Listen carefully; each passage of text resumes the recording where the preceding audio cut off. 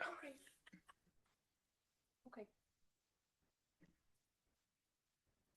All right, welcome to the City of Boulder Planning Board meeting on Tuesday, April 21st, 2026. We have two members of the board present in the room. We have Board Chair Laura Kaplan and Board Member ML Robles joining us online tonight. And we have three board members absent. That is Mark McIntyre, Kurt Nordbach, and Mason Roberts. Because our experience is that facilitating a hybrid meeting while attending remotely is challenging for everyone involved, I'm going to be serving as chair tonight. And we have a relatively short agenda, and I'm just going to review that quickly for members of the public who are with us. We will be starting with public participation. That's an opportunity to comment on any issues that are not the subject of a public hearing later in the meeting. And we'll then move on to a public hearing on an annexation proposal for the Spring Valley Estates subdivision. And then to conclude the meeting, we have some administrative matters for the planning board, appointing liaisons to other city boards and planning our annual board retreat in May. So that said, I will get us started with public participation. Again, this is an opportunity to comment on any issue other than the Spring Valley Estates annexation. If folks are here in the room or online to speak to the annexation, please hold your comments until that specific public hearing later in the evening. And for open comment now, our commenters will have 3 minutes each, and I will hand it over to city staff to review the rules and get folks queued up. Thank you, Claudia. My name is Vivian Castro Wooldridge, and I'll just run through these rules for public participation, and then we'll move on to open comment. So first of all, the city is engaged with community members to co-create a vision for productive, meaningful, and inclusive civic conversations. And this vision supports physical and emotional safety for community members, staff, and board members, as well as democracy for people of all ages, identities, lived experiences, and political perspectives. And we have a lot more information about this Productive Atmospheres vision on our website. Next slide, please. And I'll just share some examples of rules of decorum that are found in the Boulder Revised Code and other guidelines that support this vision. And all of these will be upheld during the meeting. All remarks and testimony shall be limited to matters related to city business. No participant shall make threats or use other forms of intimidation against any person.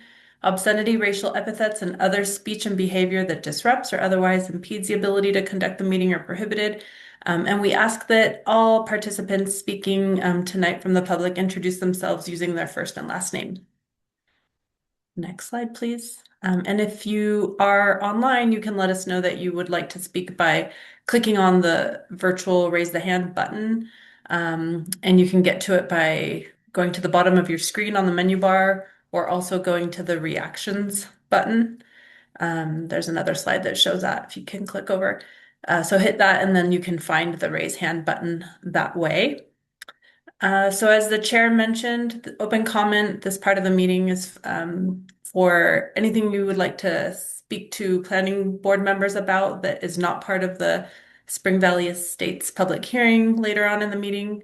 And this would be the time, if you're online, to raise your virtual hand so that we know you'd like to speak. And Amanda, you can maybe start in the room, see if anybody there would like to participate in open comment, and then we can move online. Sure. Thank you, Vivian. We do have one member of the public signed up to speak tonight, so that's James Pollock. James, if you'd like to come on up. And James, there you go. James Pollock. Last time I tried to give a speech, I failed because of my speech deficit. So now I've recorded it. One thing is, when I recorded it, the snowpack was 62% of median. Now it's 19. And I know that the city council is doing something about it, but now I'm going to play my speech.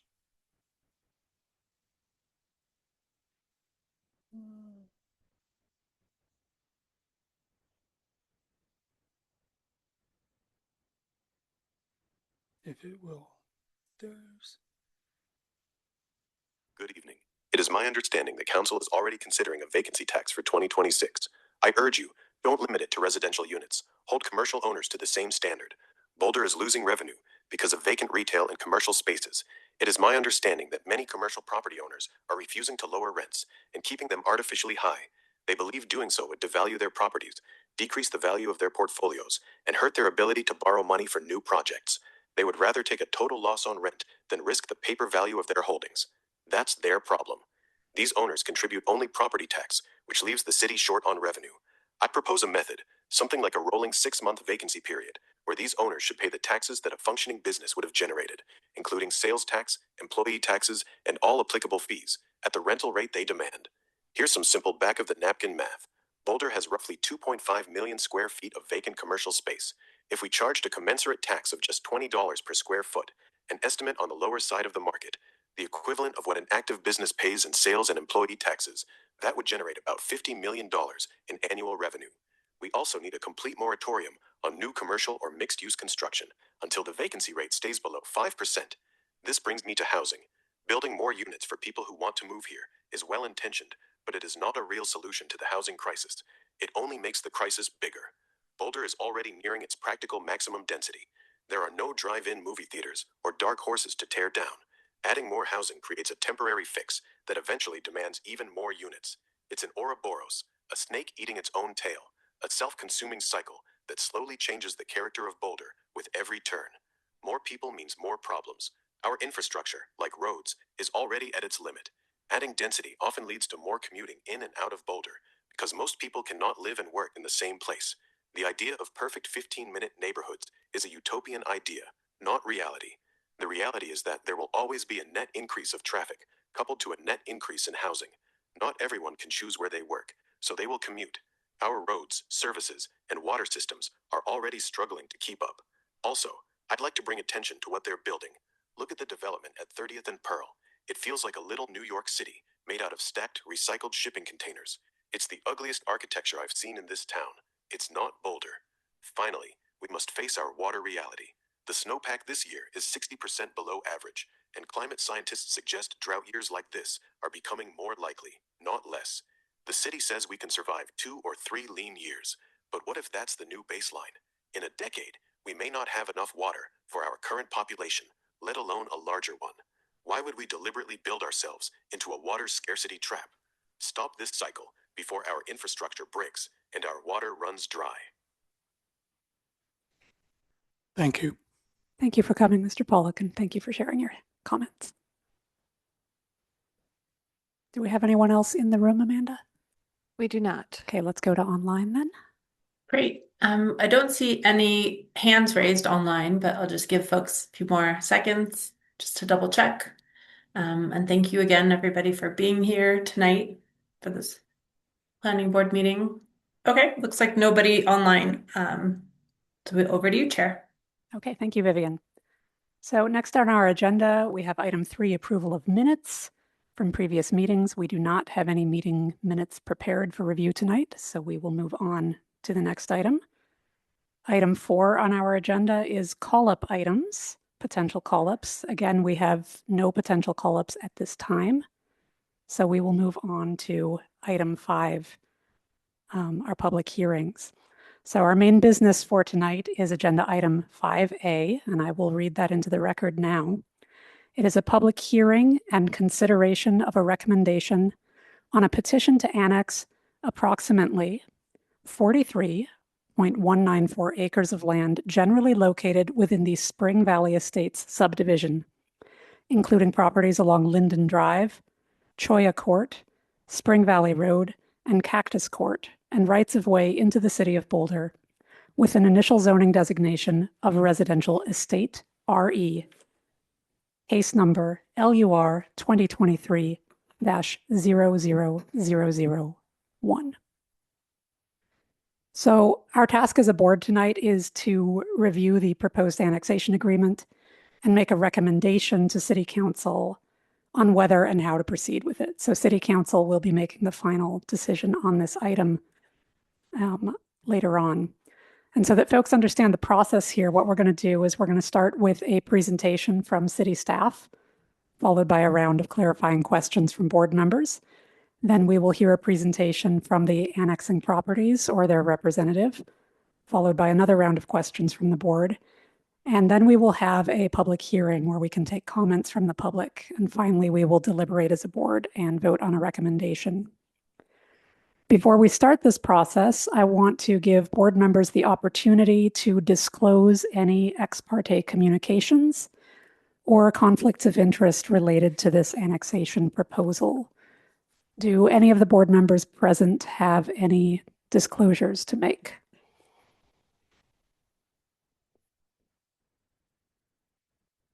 And if you're online, I invite you to make a little bit of noise because I cannot see you on the screen at the moment. Sorry, my screen is off most of the time here. No, I do not have any disclosures. This is ML. Thank you, ML, and welcome. None from me, Claudia. This is Laura. Thank you, Laura. All right, we will proceed then with the staff presentation. Okay, thank you, Claudia. Good evening, Planning Board. I'm Chandler Van Skok, Principal Planner with the Planning and Development Services Department, and I'm here to present the Spring Valley annexation and initial zoning. So just to jump right into the executive summary, what you are being asked to consider tonight is a petition to annex approximately 43.194 acres of land within the Spring Valley Estate subdivision with an initial zoning designation of RE, or residential estate. The area proposed for annexation is comprised of 36 lots generally developed between 1966 and 1977 with detached dwelling units. It is located in North Boulder along the western city boundary, adjacent to the Wonderland Hills neighborhood. It is within Planning Area 2 of the Boulder Valley Comprehensive Plan. All developed portions of the property are below the 2016 blue line. Planning Board is required to hold a public hearing and to make a recommendation to City Council on whether or not the annexation and proposed initial zoning should be approved. So just to get a little bit more into the details on the process. So we received this application in 2023 and have been working with the applicants, the Water Association, and across city departments to negotiate the terms of a potential annexation. The petition submitted is for an annexation by election. I understand that an annexation by election process has only been conducted once in the city since the 1970s for the Knollwood neighborhood. So there are a couple of extra steps involved that we want to review with you. There are two major phases of this process. The first phase confirms that the applicant has submitted all of the required materials and sets the terms and conditions of the annexation. First, City Council reviews the petition for substantial compliance with state law. This took place by resolution on April 16th of this year. At tonight's public hearing, Planning Board will make a recommendation to Council on the annexation and initial zoning of the area. Then on May 21st, 2026, at a second public hearing, Council will review your recommendation, the annexation and zoning, and make findings on whether the proposed annexation is in compliance with state law and determine the terms and conditions and initial zoning of the annexation area.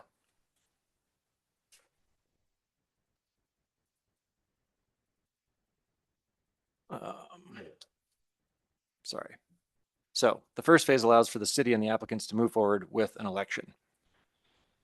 Council will order that an election will be called and will nominate an election commissioner. There will then be an election where both registered electors and landowners of the area will vote on the annexation. A majority is needed for the election to pass. If the outcome is positive, the area is considered eligible for annexation. And finally, Council may annex the area by ordinance. So a couple more steps than usual. And if you have questions about this process, we can discuss at the end of the presentation, but I will now move on to some of the existing conditions in the area. So as I mentioned before, the area proposed for annexation is comprised of 36 lots, generally developed between 1966 and 1977. They total approximately 43.194 acres of land. Generally, it's located within the Spring Valley Estate subdivision, including properties along Linden Drive, Cholla Court, Spring Valley Road, and Cactus Court, as well as the rights-of-way therein. The lots range from approximately 0.43 to 2.5 acres in size.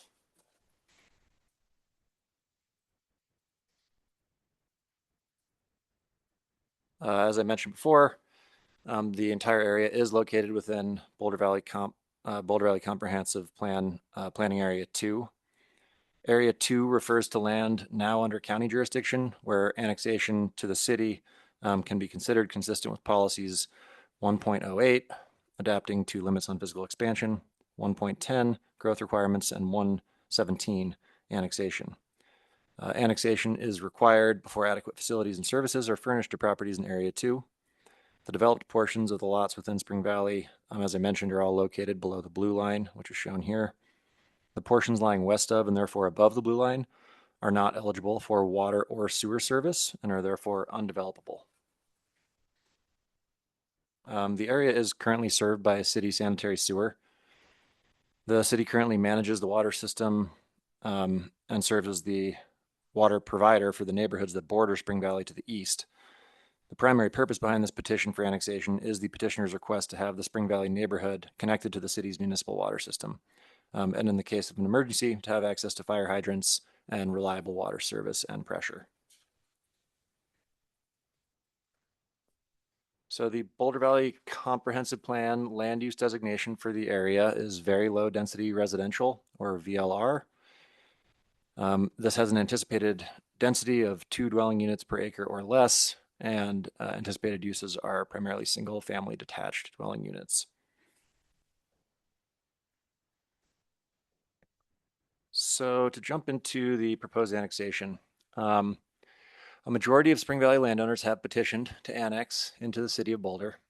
As I mentioned, properties currently receive water from the Spring Valley Mutual Water Association, or SVMWA, but already receive city sewer service.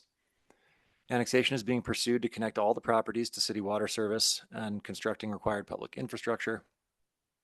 Requested zoning designation of RE, or residential estate. The existing number of dwelling units would remain.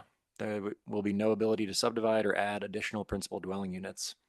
This is listed in the terms and conditions. No development allowed on portions of the property west of the blue line. So just to clarify, there is no annexation agreement with this because they're going through an election and because not all property owners have signed the petition to annex. We are creating terms and conditions for annexation, which is similar to an annexation agreement in terms of what it contains, but slightly different process-wise. So in this case, I just said all the property owners have not signed the petition, and not all of them were willing to enter into an annexation agreement. Annexation by petition requires persons comprising more than 50% of the landowners in the area and owning more than 50% of the area to petition for annexation. We have met this requirement. Under these circumstances, the city may impose additional terms and conditions upon the area proposed for annexation as part of the ordinance. The terms and conditions must be approved by the voters in the election along with the annexation. So I'm just going to go briefly over the main points that are contained in the terms and conditions. These were included in the packet as attachment C. So there are required public improvements. This includes connection to city water, meeting of city infrastructure requirements, requires construction of the Spring Valley public improvements, which would include water mains, service lines, meters, hydrants, valves, an off-site booster pump station, roadway upgrades to Cholla Court and Spring Valley Road to provide improved access for fire department vehicles and equipment, easement dedications and acquisition of any necessary rights of way. These will be designed and built to city standards, subject to limited variances. In terms of the obligations for the Water Association, an agreement must be executed prior to City Council's hearing on the annexation petition. The draft of this agreement has also been included with the packet. We are in the process of finalizing that currently. SVMWA must continue to provide water service until all properties connect to city water, provide and or assign design work for the Spring Valley public improvements, provide necessary utility and flood control easements, convey the parcel owned by the Water Association to an adjacent owner after removing the structures, and then work toward dissolving the association within 2 years of project completion, aka annexation. So the city manager is also proposing forming a local improvement district to finance and construct the public improvements. Property owners would pay 100% of preliminary cost estimates plus up to a 15% overrun. Certain costs may be excluded. For example, costs already paid by the Water Association, grant contributions, etc. A $1 million DOLA grant is anticipated if annexation occurs by November 14th, 2026. Assessment methodology differs per improvement type and aims to equitably assess the costs among properties. Staff continues to work on finalizing the assessment methodology to be included in the terms and conditions with the applicant team. Owners may pay assessments in full or in 30-year installments. For utility connection and fees, upon completion of the water system, properties must connect exclusively to city water. Certain work on private property, such as service lines to the home, pressure reducing valves, is the landowner's responsibility. Property owners are required to pay plant investment fees or PIFs. The water PIF is payable at 2023 rates, which includes a 10-year payment plan option with a 30% monthly surcharge. Similar options for stormwater PIFs, and wastewater is not applicable as the city sewer service already exists. Vacant lots will pay PIFs at the time of future building permit issuance. For water rights, the city does not intend to acquire SVMWA's water rights, and we can talk about why that is later, but may monitor related water court activity. There are also environmental and regulatory requirements, including requirements for wetland and stream mapping to be completed and adopted with annexation. Properties must be included in the Northern Colorado Water Conservancy District and Subdistrict before water connection. And existing wells may continue to be used for irrigation only, no domestic use, and must follow state regulations. And then there are also some land use and zoning conditions essentially requiring them to comply with city land use and zoning law once they're annexed. So in terms of public comment, we sent mailed notice to properties within 600 feet of the area and posted signs around the subject area. Staff did field some questions, but no comments pertaining to the actual proposal have been received at this time. So there were 4 key issues for discussion that I outlined in the memo. 1 and 2 are very similar. 1 is whether the annexation petition is compliant with state annexation statutes. 2 is, does the annexation request comply with applicable state annexation statutes? 3 is whether the proposal is consistent with city annexation and Boulder Valley Comp Plan policies. And 4 is whether the initial zoning of residential estate or RE is appropriate for the subject properties.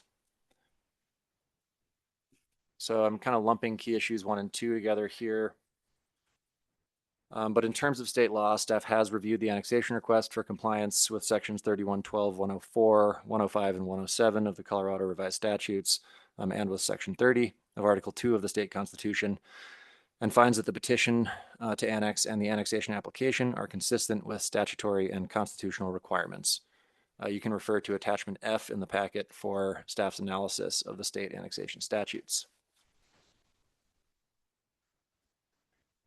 For key issue number 3, in terms of policies on annexation, the subject area may be considered for annexation due to its designation as Area 2. The Area 2 designation refers to the planning area now under county jurisdiction where annexation to the city can be considered consistent with BVCP policies. Pursuant to BVCP policy 117C, because the developed portions of the properties are located within Area 2 and were moved east of the blue line in 2016, the properties are considered substantially developed and no additional dwelling units may be added. Otherwise, the area does meet Boulder Valley Comp Plan policies with regards to annexation. And then finally, key issue number 4, which is whether the zoning is appropriate.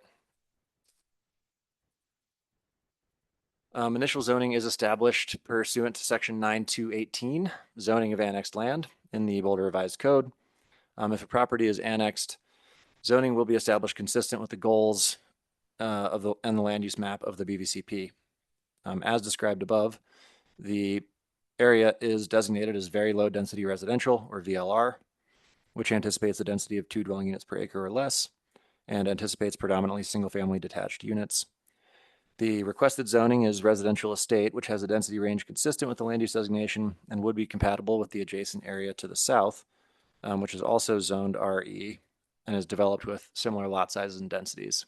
That's shown here, the existing zoning map surrounding the area. So overall, staff finds the proposed rezoning is consistent with the underlying land use designation, as well as the community's desired future character for the area.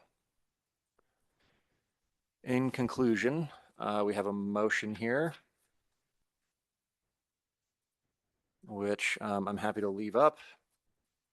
This is basically that we are recommending that Planning Board recommend approval of the annexation to City Council. And now I'm happy to answer any questions. Thank All you. right. Thank you so much, Chandler. So board members now have the opportunity to ask clarifying questions about the proposal. I'm going to look online first so I don't lose track of our board members there. Laura or ML, would either of you like to start with clarifying questions? None ML. from me, thank you. I do have questions. All right, go ahead, ML. Thank you. Thank you, Chandler, for your presentation. I have some general questions, just starting where you started with the vote. This isn't a City of Boulder vote, is it? It's just for the residents there, or what's? That's correct. Okay. Yeah, the property owners vote. It's actually property owners and registered electors who live in the annexation area. In the proposed annexation area? Yeah, in the proposed annexation area. Okay. So regards then, it talked about if the majority votes against annexation or if the vote is tied, there's no, it doesn't move forward, or the council.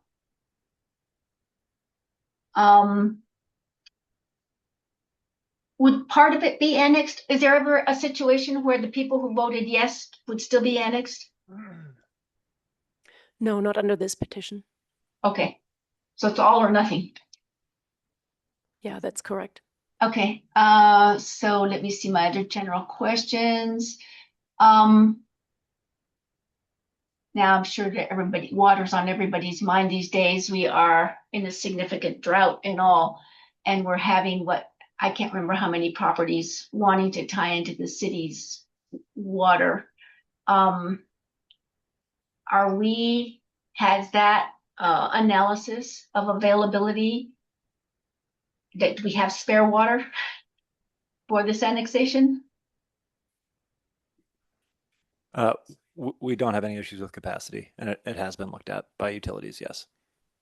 Okay. Second question regards to so because we now have all these WUI requirements, how does that work when the significant number of existing houses are brought in to the city and they are in a WUI, whichever map, whether you look at the state map or Boulder's map, are they subject to updating their properties to our WUI standards? What are the status of all these houses regards to fire hardening? So we're not requiring them to perform like proactive upgrades to meet WUI standards, but they would be subject to all of our WUI regulations moving forward. So any remodels or work that they do on the land would be subject to those regulations. ML, could I colloquy on this issue? Absolutely. Yeah, I had some similar questions. Was fire mitigation discussed at all in terms of the terms and conditions? Yes, for sure. And what did those discussions look like? Like what led you to the decision to not require any upgrades or compliance as part of the annexation? Hella, do you want to? I think, excuse me, I think part of the requirements is to upgrade, I think it's Spring Valley, is it Linden Avenue and Charlotte Court. There's a couple of streets that have to be upgraded to make them more accessible for fire apparatuses. That's the requirements that I recall. The properties would be subject to WUI requirements just like any other homes that are existing in Boulder right now that are also in the WUI, so they would be subject to exactly the same standards. Okay, so things going forward would be subject to our new building Yeah. codes and landscaping rules, et cetera. Could the city require that properties come into any form of compliance on WUI codes as part of the terms and conditions? I wouldn't say that they're not in compliance with WUI code because the triggers for compliance come in with changes being made to the property. Okay, thank you. ML, back to you if you have more questions. I do, and just tell me when to stop because I have a number of questions. So those are general questions. Looking at the draft annexation terms and conditions, number 4, the local improvement district. So it mentions property owners pay finance and construct the public improvements. On and on. The property owners pay 100% of preliminary cost estimates plus up to 15% overrun. What happens after that? After that, the city would be responsible for the costs. And these terms, while they're in here, the terms that you just read come straight out of the Boulder Revised Code. So that's what the city can impose under those standards in a local improvement district. I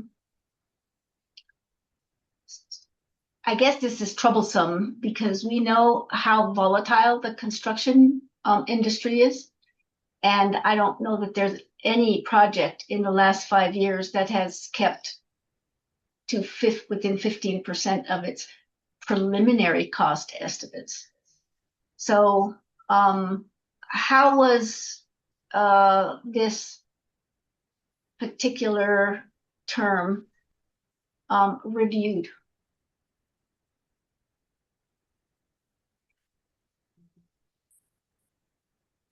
What process does the city go through to take on an unknown liability? Again, just given the state of the construction industry right now, and has been, and to incur onto the city, which is all the current residents and taxpayers, the burden of this overrun? What kind of, what was the process to come to that conclusion?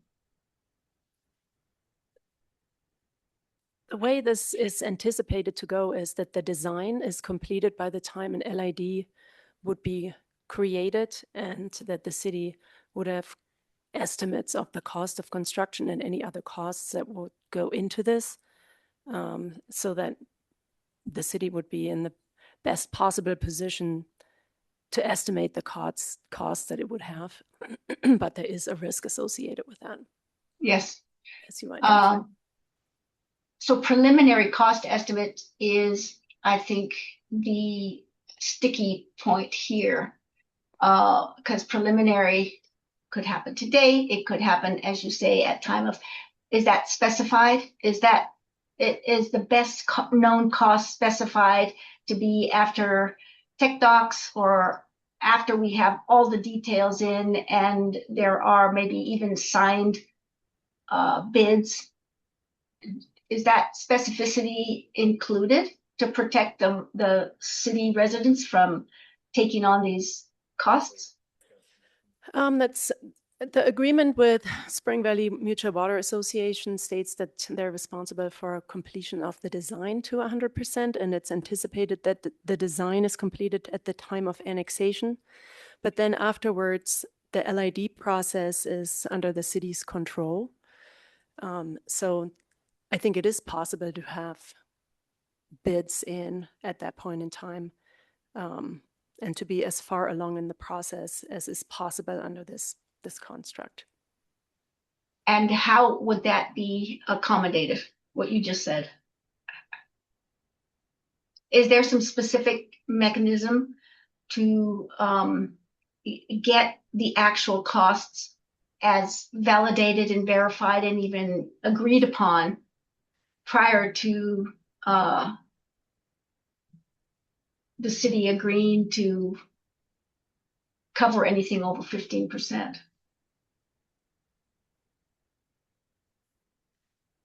I think the city would just have to have the design essentially completed so that we could go through a bidding process and a construction contract and have obtained all easement that would need to be obtained. and try to get as close as possible in that regard. So, could the a signed construction contract be part of the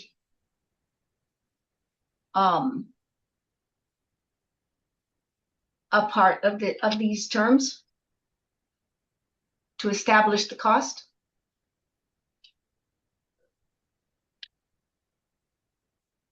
I think it potentially could. I don't think it's necessary because the city is going to be contracting with the contractor. So it's under the city's control on whether or not there's a bid at that point in time for the work. Who determines the preliminary cost estimate? I think the preliminary cost estimates we have right now have come in through the consultant that the applicant team has hired. But I'm going to turn it over to Chris DeVille with Utilities. Great, thank you. Hi, Chris. Good evening, Planning Board. Hi, can you hear me okay? Yeah, so Yes. Chris DeVille, I'm a Deputy Director in our Utilities Department. Glad to join you tonight. So just to complement what Hela's been sharing, we've been actively working with the Spring Valley team on establishing what I'll just refer to as cost surety. The design is not 100% done. We're very close. And Spring Valley has on their own dollar been working with an engineer to develop the design. And along the way, they provide cost estimates, opinions of probable cost. So they are just engineer estimates. They're not bids. But as Hela was explaining, I think as we move through the second and additional steps in this anticipated process, there's a few ways we can achieve additional cost surety. We could choose to get our own contractor opinion without a formal bid, or if there's time, I think our view is to officially bid it so we have actually a known cost. Right.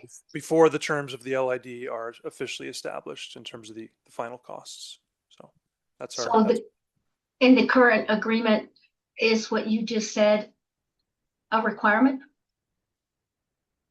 Well, the other nuance here, I'm sorry, I'm not trying to dodge your question specifically, but I'll just for context share that there is a lot of steps, as Chandler explained, and the city, to your point, to protect the city, we need this to make sure this is approved and going forward. So we're not going to obviously hire a contractor or take on new debt to finance these costs until we know this is approved 100%. So there are these extra steps envisioned and planned that we can share a little more about if that's helpful.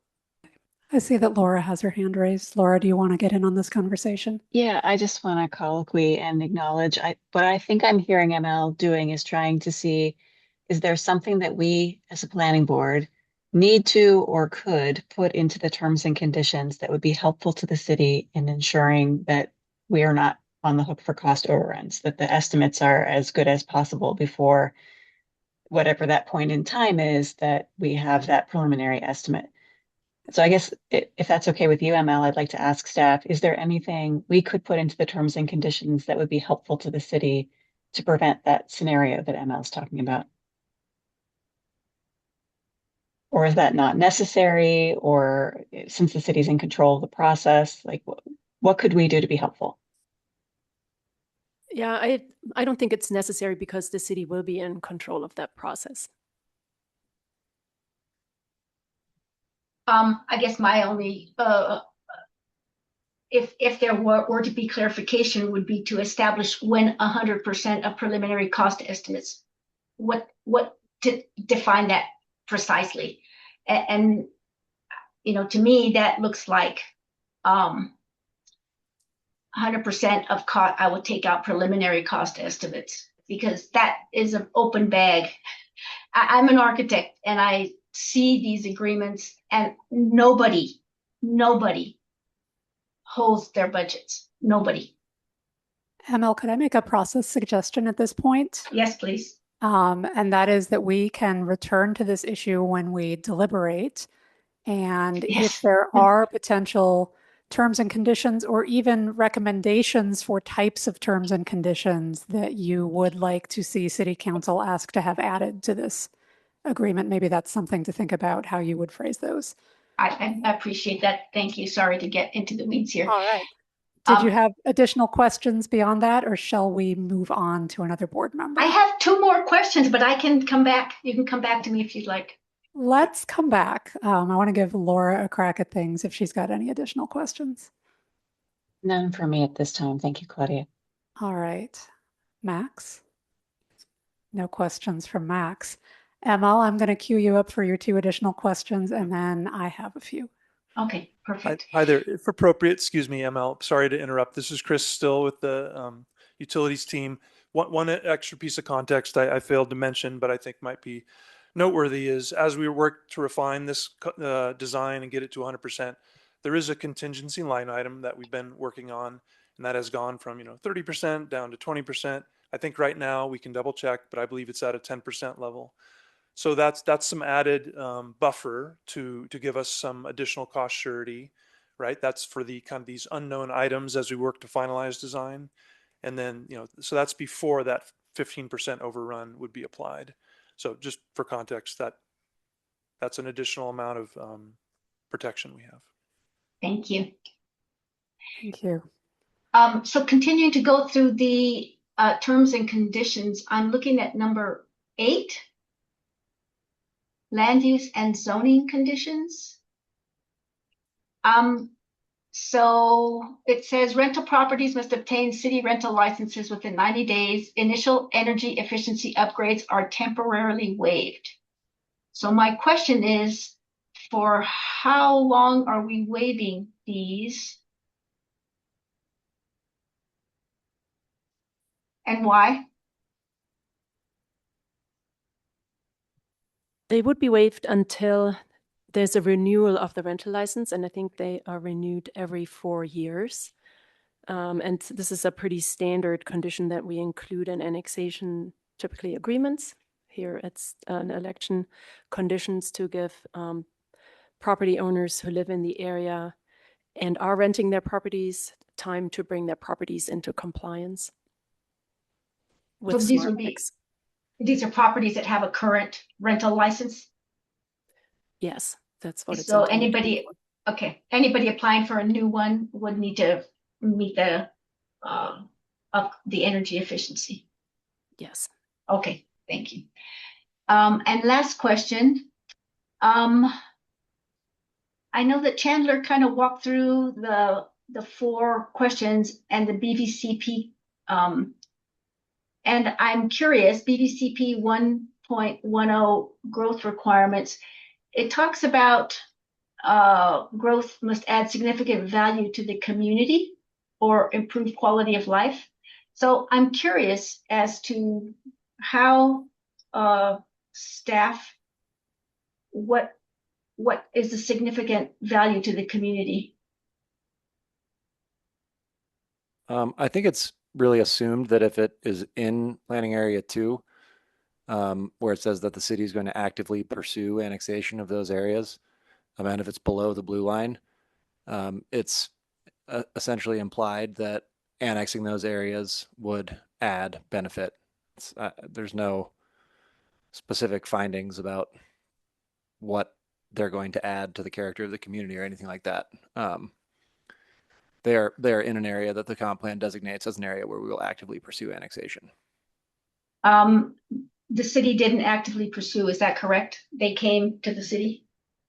Right. And that doesn't mean that the city goes out and tries immediately to annex all, but when a request is made, they're considered eligible and the city is intended to actively pursue annexation at that time.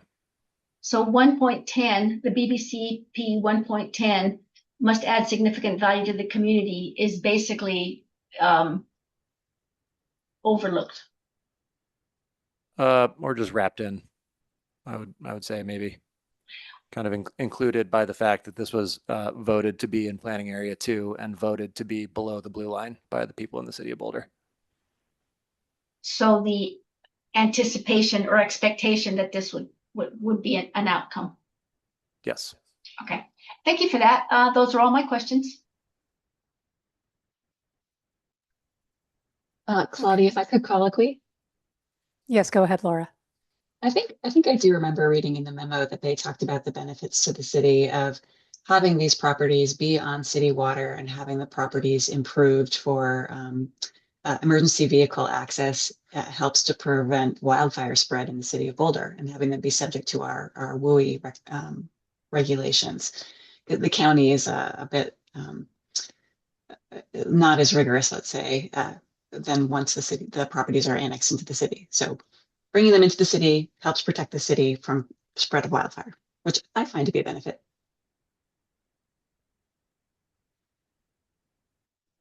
Thank you, Laura. I do have a few questions still for staff, if you'll indulge me.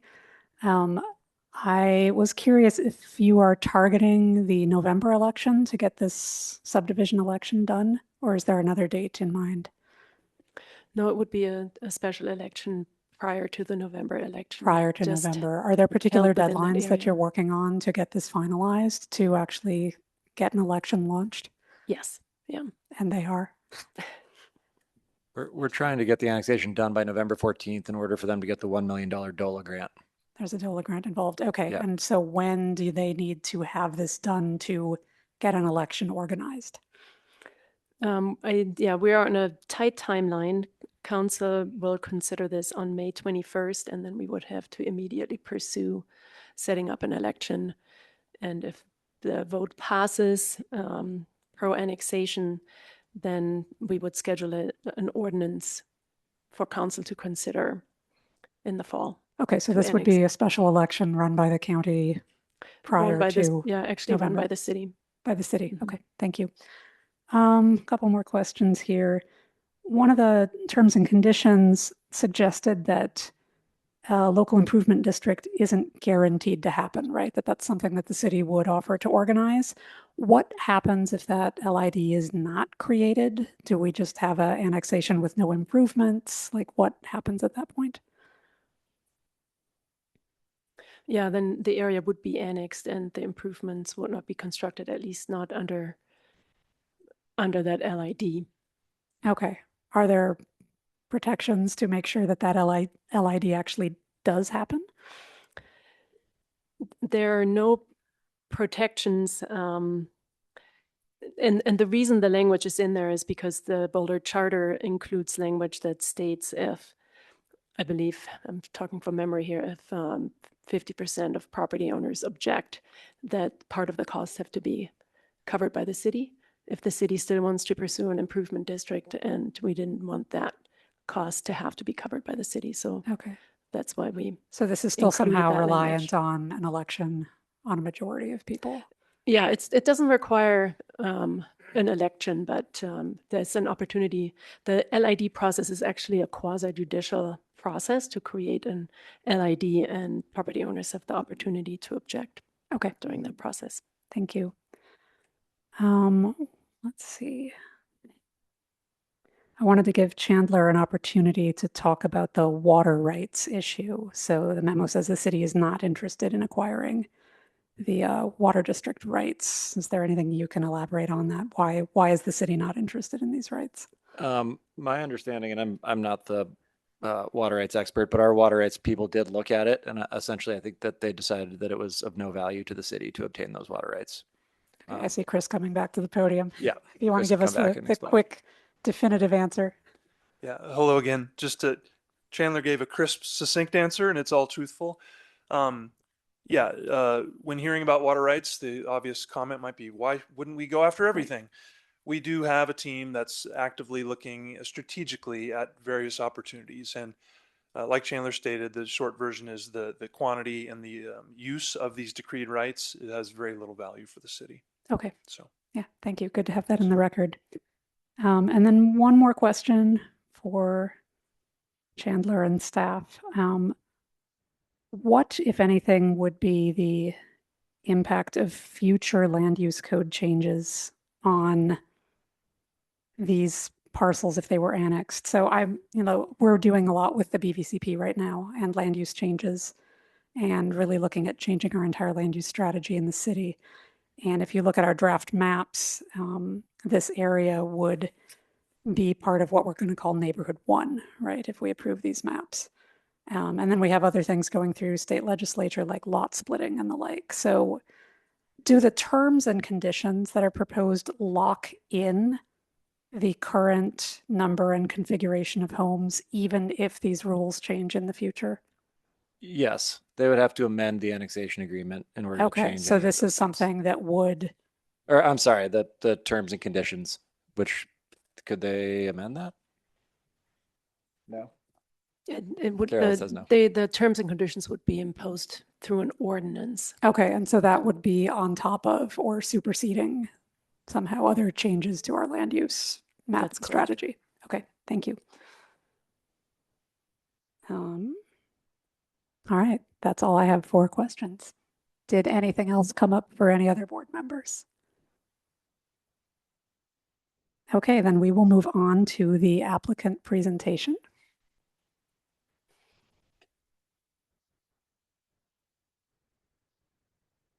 And while we get this set up, just to set the expectations here, the applicant will have up to 15 minutes. Unless you have a, do you have a clicker? No, we don't have a clicker, so I'll run your slides for you. Thank you. You'll have up to 15 minutes for your presentation, and you may have heard questions from board members that you might want to respond to. You're welcome to hold off on responding to those questions until our Q&A Okay. session, because we will ask them again if we don't get answers. So please proceed with the presentation you planned to give. Thank you. So I'm Carolyn Steffel. I'm an attorney with Dietz and Davis right here in town. We're right off Pearl Street, and I am the attorney for the Spring Valley Mutual Water Association. And we have been working on this since 2022, actually. So we're exceedingly excited to be here today and to be at this point in the process. What we have is, I wanted to give you a little bit of information. I'll try not to repeat anything that's been said so far. And one of the things I want to address is how this benefits the city, because I think it's a huge benefit to the city as well as to the neighborhood. Basically, the property is located on the western edge of the city of Boulder, containing 36 homes. 12 of the homes actually are directly adjacent to the city of Boulder. So this property is, as you're going up Linden Drive, you go from the city of Boulder to the Spring Valley neighborhood, and then to property that's served by the Pine Brook Hills Water Association.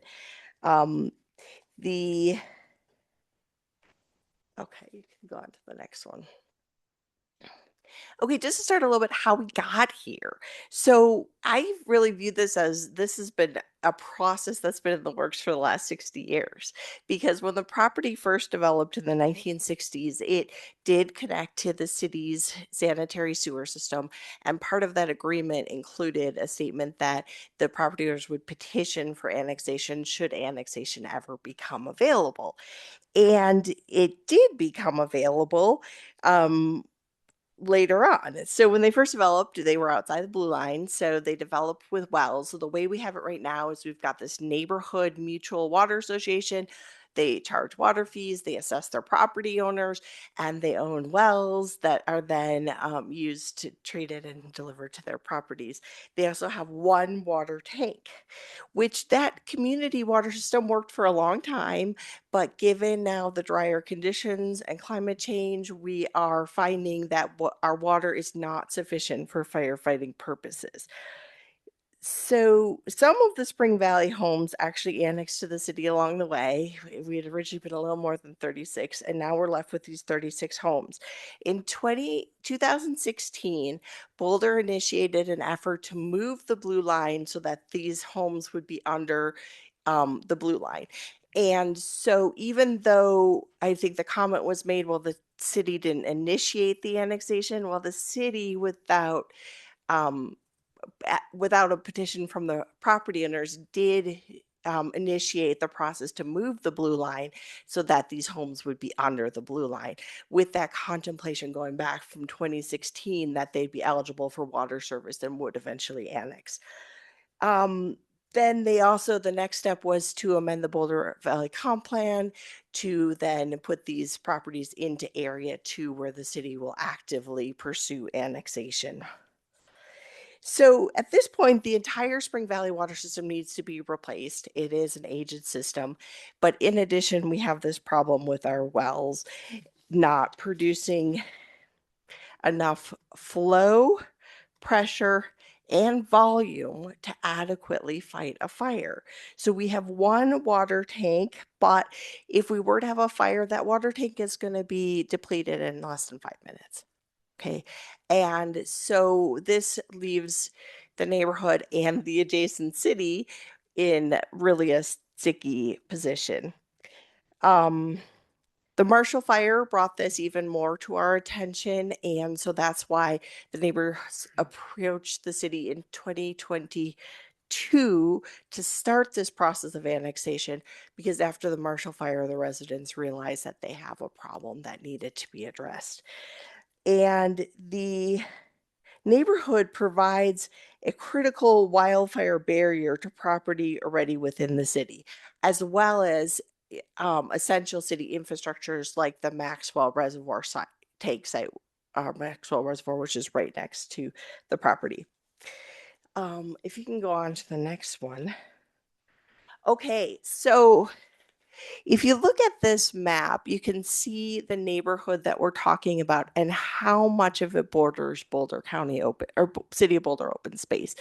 And so this neighborhood is exactly on the wildland urban interface, and it really provides, if a fire is coming, it's going to come first from these directions through the open space, likely hitting these neighborhoods before it goes on to the Wonderland Lake and the Promontory neighborhoods that are already within the City of Boulder.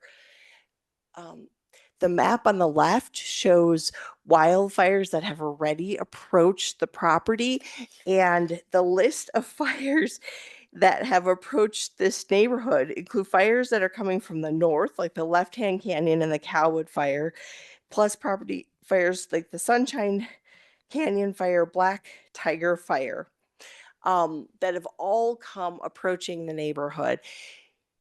The most recent was less than 2 weeks ago when we had the Goat Trail Fire.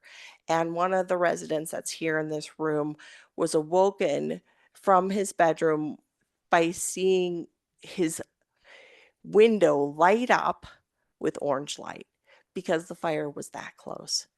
And thank God it wasn't a windy day and they were able to put that fire out. But this neighborhood was evacuated less than 2 weeks ago. And so this is very urgent that we complete this annexation and work with the city to get this project completed.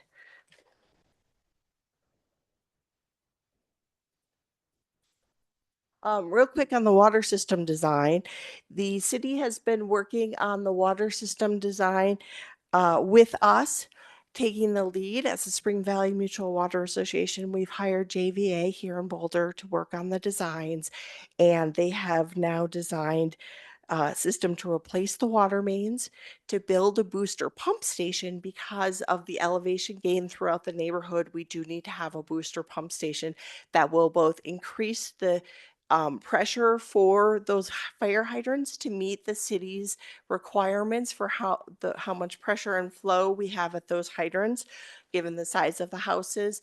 And we've worked with the city on the placement of these new hydrants. We're going to have all new hydrants, all new lines, and that booster pump station. The booster pump station will also have smaller pumps for when we're just doing daily deliveries of water and we don't need to run the big fire pumps. There's also redundancies, like there's a bypass if the pump station ever goes out. So we've got a lot of options here. What we have looked at is putting this pump station on the Maxwell site, and that's where we're looking at putting this. The design is mostly a good way to being complete, and we have the city, the Water Association has done assessments of their property owners to pay for this all the way around. So they've been paying for every piece of this design so far. We're also going to be doing improvements to Cholla Court and Spring Valley Road to improve access to fire trucks. That includes for Cholla Valley Road, if you know, or Cholla court. It's a really, really steep road. It almost looks like a driveway. And they're going to put a hammerhead turn on the outside, and they're going to have a wider turn to get into this road. So we met out there with the fire chief to talk about what improvements he needed, and those improvements are going to be made.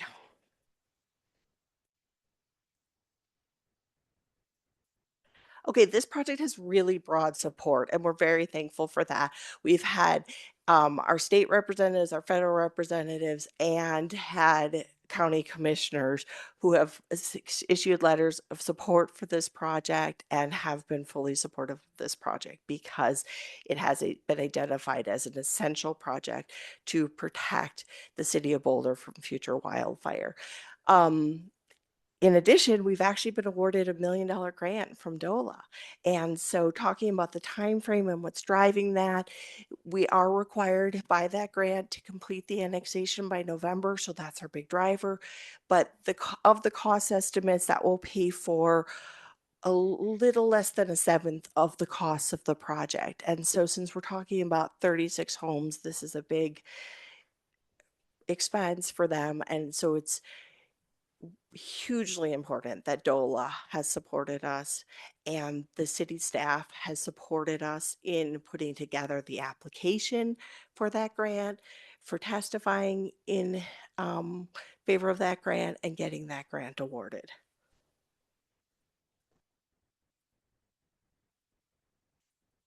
Okay, so I just want to thank everybody. You know, it takes a village, and it took a village for us to get here. Looking at how many departments we've been working with, the city attorney's office, city manager's office, utilities, planning and development, and finance have all been working with us on this project for 3 years to get here. So we're very, very appreciative and thank them so much for that hard work and for putting together the proposal you see before you. Thank you. Thank you so much. And I'd ask you to stay there at the podium if you would, in case we have questions from board members. I am going to start again with our folks online so I don't lose track of you. I'll start with Laura this time if you're ready. Laura, do you have any questions for the applicant? None from me at this time. Thank you, Claudia. That was very easy. ML, do you have questions for the applicant? I do not. Thank you for asking. Could I just address her question really quick about the cost estimates? You certainly may. You didn't use all your time, so go right ahead. Just ML, to answer your question about the cost estimates, we actually have gotten a bid on a portion that's 30% of the estimated cost of the project, and that's the booster pump station. So we've worked with the city. We put out a request for proposals to companies that build that pump station and have an actual bid for that 30%. So the remainder of the project is really road and pipeline improvements, which are easier to estimate because they are something that the city does on a very routine basis as part of their maintenance and their capital improvement projects. So we do have an estimate for 30% of the project cost that's based on an actual bid. So that gives us a lot more confidence also in those number estimates that we have so far.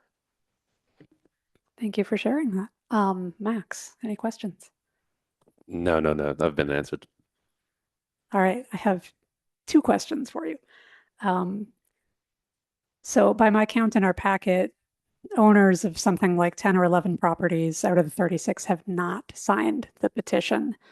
Do you know the primary reasons why they have not signed? And do you have any concerns about the terms and conditions being approved in the election that you're going to have? Well, you can never predict an election for sure, but we did take a straw poll vote at one of our annual meetings, and overwhelmingly we had a vote in favor of continuing with the annexation and supporting this.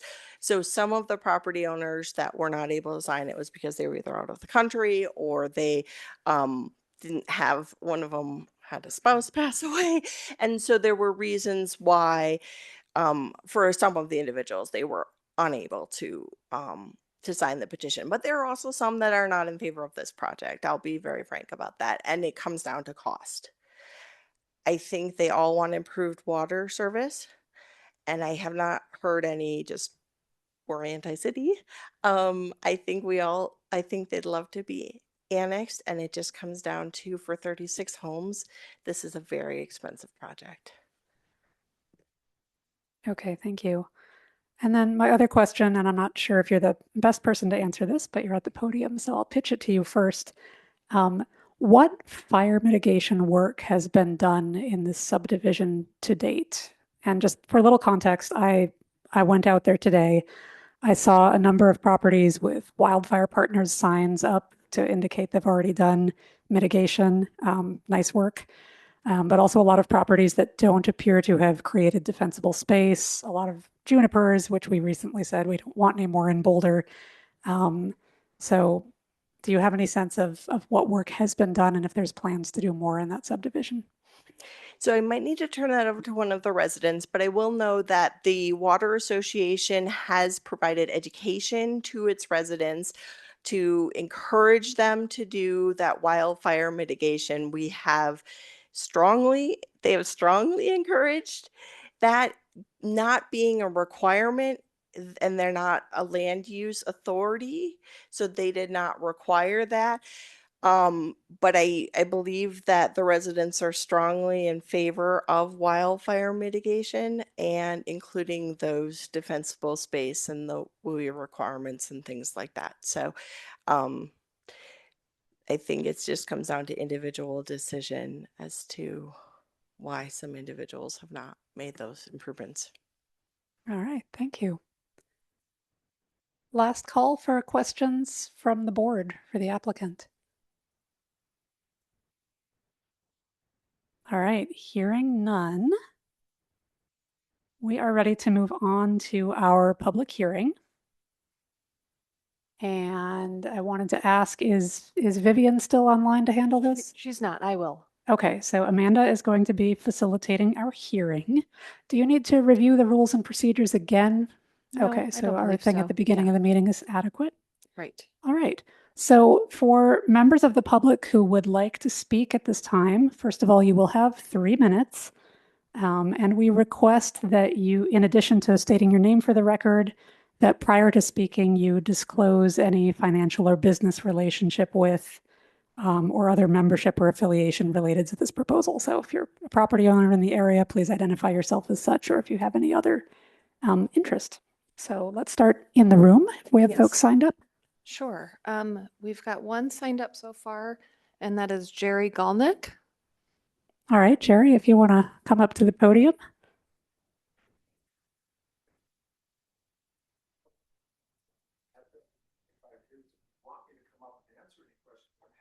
If you would like to make a statement for the record, we need you to come to the podium and speak into the microphone. All right, so we will pass on Jerry. Is there anyone else in the room who would like to speak in the public hearing? I don't have anyone else signed up at the moment, but Okay, I do see Lynn. Lynn raising her hand. So Lynn, come on up. Could you turn on the mic, please, Lynn? There's a button. You hit the button so that it lights up red. Just below the screen. There you go. Thank you, Lynn. And thanks, James. It wasn't red before. I was coming from the library and I lost transmission. It's about the Spring Valley annexation house. So from my impression of what I've seen so far, and I hate to do stuff out of line for anybody, sorry about that if this is wrong, but because I don't know enough. But my impression from this, if people aren't protecting their properties enough, that's an issue. But the kind of wildfire that we're going to have come in here is not a small deal.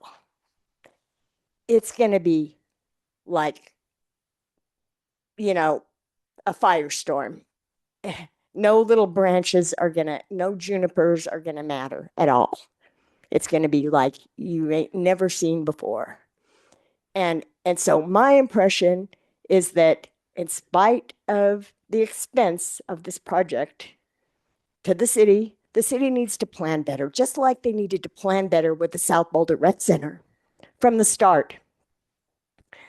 And bad planning is not an excuse for later on saying, oh, it costs too much to remediate now, or to, you know, annex this place into the area that needed to be from the start. I know there was another house. First, I thought it was the other house that was more by where I live at 6th and Dewey, because there was a little annexation that you probably remember from going into that house for just one house. But this is for a collection of houses up Spring Valley Road, right? 35 or so. So my thought is that there would be no reason to not put every cent into this. The preservation of life, you know, it doesn't matter about friggin' Sundance or about the metropolitan zone, which is a big joke for Boulder. Just means more growth, just means more expense. We've got enough things to deal with. Just with that, for example, that needs to go down. And we have to pay for what we've got here already. And these people need this place annexed to get the water in that they need to protect themselves. I mean, that's a fundamental human right that we do in Boulder, right? We like preserve life, so it needs to be done. And, you know, free Palestine, meantime. And seriously, these things get way expensive. It's not at all funny, Max. Not funny at all. We've got a deficit in Boulder now of 400 million. I don't know what it is exactly. We've got a deficit internationally that is going to take out the United States currency. We aren't going to have this currency anymore. So do it. Thank you, Lynn. Glad you made it tonight. All right, I don't think we have any other commenters in the room. Do we have anyone online? No, if you'd like to speak and you're with us online, now is the time to raise your virtual hand.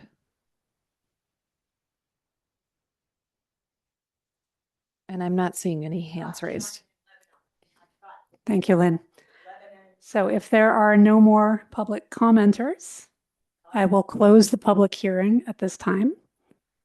We're going to move on to board deliberations. And I want to suggest we do a quick brief round to get a sense if there's any issues that we want to discuss at greater length before we go on to making motions and potential recommendations. So could I ask staff to please, Hella, yes. Yeah, if I may speak, I wanted to follow up on one of your questions earlier. You asked whether the terms and conditions would hold if the city changed its land use code, and I said they would hold, but you also asked about the lot splitting bill that's currently pending, and reading that language, I know that bill hasn't passed, but I think that it does arguably apply here because it states that a jurisdiction shall approve a lot split of an original lot into 2 new lots if the following conditions are met. And I don't think that the exceptions to that requirement clearly apply here. Okay, thank you for that clarification. So for deliberations, could we get the key issues put up on the screen again, please, Chandler?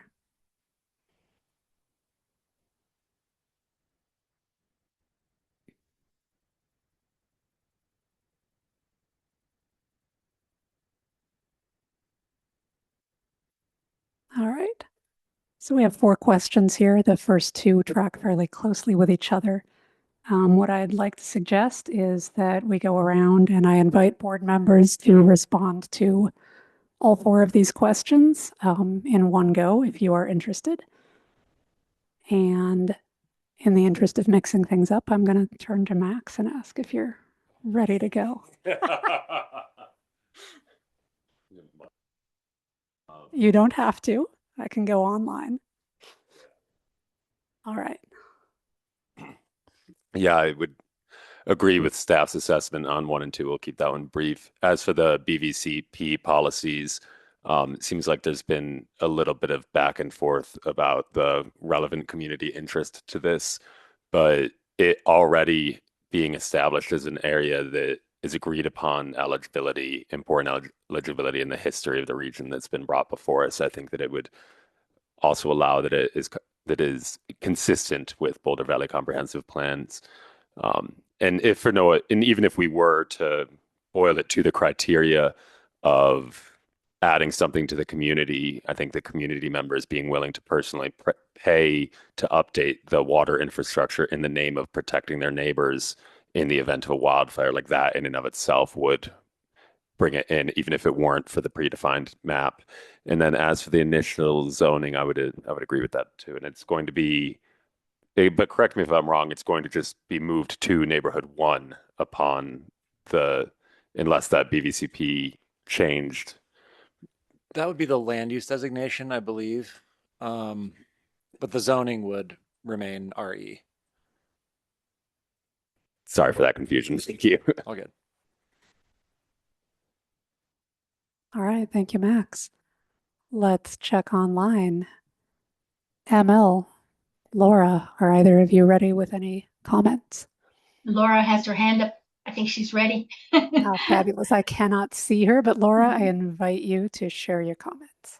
Thank you. I'll be brief.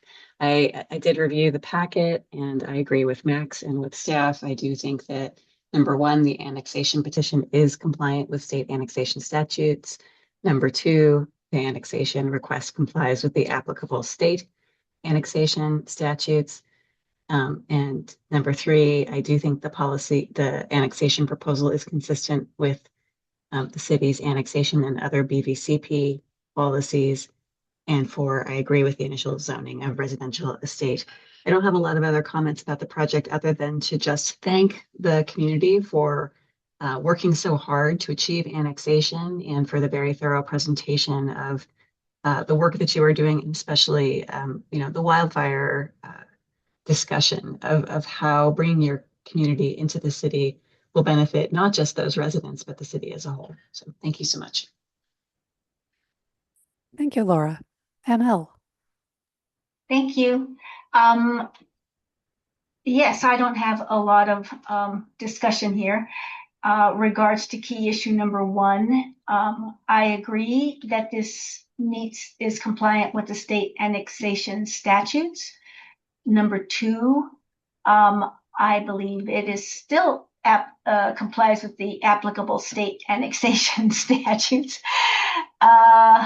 Number 3, BVCP policies. I appreciate the conversation and discussion about community benefit, and I am in full agreement. I think we can't disregard the not only right thing to do, but the need to do what we can to make sure that we have taken to task our duties regards to potential wildfires. And number 4, I don't have a problem with the RE zoning proposed. So my only concern remains around that LID, and I would like to propose that instead of saying that the property owners pay 100% of preliminary cost estimates plus up to 15%, that we change the word preliminary cost estimates to final cost estimates, if we can legally do so.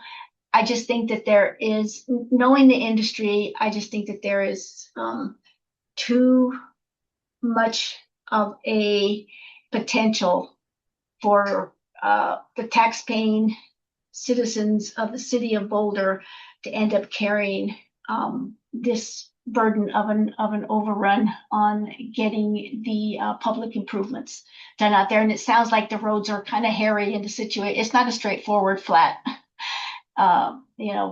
agrarian site. It's a complex site. And so it's not going to be inexpensive. And I would just like to protect the residents of Boulder to the degree that we can. And those are my comments. Thank you. Thank you, ML. I'll wrap up with mine. So in response to the first 2 questions, I have no concerns about compliance with state annexation statutes. I'm going to take question number 4 next, and that is about initial zoning. I think RE describes the current conditions, and in that sense, it is appropriate. I do have some concerns about locking in a 50-year-old development pattern when our land use strategy is shifting. But I think it's enough to just put a pin in that. I'm not going to ask for changes based on that. I wanted to spend a little bit of time with consistency with annexation and BVCP policies. My answer to question 3 there is mostly yes, with one concern, and not surprisingly, that is about fire mitigation. So our BVC policies that deal with annexation talk about balancing benefits to the larger community with benefits to annexed properties. And I think the clear benefit here that we're talking about is hazard mitigation. I think it's incredibly important. I think it is worth a significant amount of our resources. I think we could also enhance the fire mitigation benefits of this proposal by asking the annexing properties in this highest area of wildland fire risk to come into somewhat faster compliance with more aspects of the city's building and landscaping codes. And so what I'd like to propose is that our recommendation to City Council maybe flag wildfire mitigation as something that should be added to the annexation terms and conditions. I have some motion language to reflect that. I'd welcome some discussion about the concept before we get to formal motion making, whether folks think that is worthwhile, and if so, what might be feasible and palatable. But that's my biggest concern, and I'm happy to move forward with the rest of this as a positive recommendation. Anyone have thoughts on asking for additional fire mitigation terms and conditions? Claudia, both Laura and I have our hands up. I am so sorry. I'm having a hard time seeing. No worries. I hear you and I see you first. Laura was first, so go ahead. Then let's go, Laura. Oh, it's okay, ML. You go ahead and go. I went first last time. Okay. I think it's pretty clear to all of us that fire mitigation is a top priority for this annexation for the residents of that subdivision. And you know, it's as their applicant mentioned, after the Marshall Fire, you know, this kind of bubble to the surface of let's get ourselves annexed so we can have adequate water. So I am interested in what exactly you are looking at saying. I'm thinking, hearing you say, just refer to the BVCP policy as part of the terms and conditions. I have no problem with supporting that. Thanks, ML. Laura, what would you like to add? So I will say I have strong feelings in multiple directions about this idea.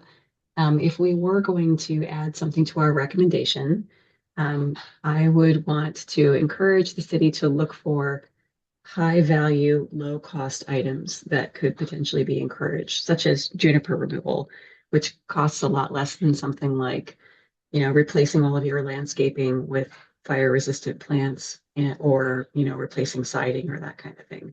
Like when properties have to come in compliance with their WUI regulations, it's a pretty daunting and expensive process. And this neighborhood is already going to be going through a pretty daunting and expensive process to do the streets and the infrastructure and the water infrastructure that they need. And anyone who's ever dealt with a homeowners association doing a special assessment, which is basically what this kind of amounts to, you're going to have a certain percentage of homeowners who simply cannot afford it, even if they want to. And I'm hesitant to impose yet another cost that could change the outcome of the election or change the prospects for annexation, because too many homeowners just, that the calculation changes for them of what they can afford. So if we were going to add something, I would want to focus on, excuse me, high value, low cost items.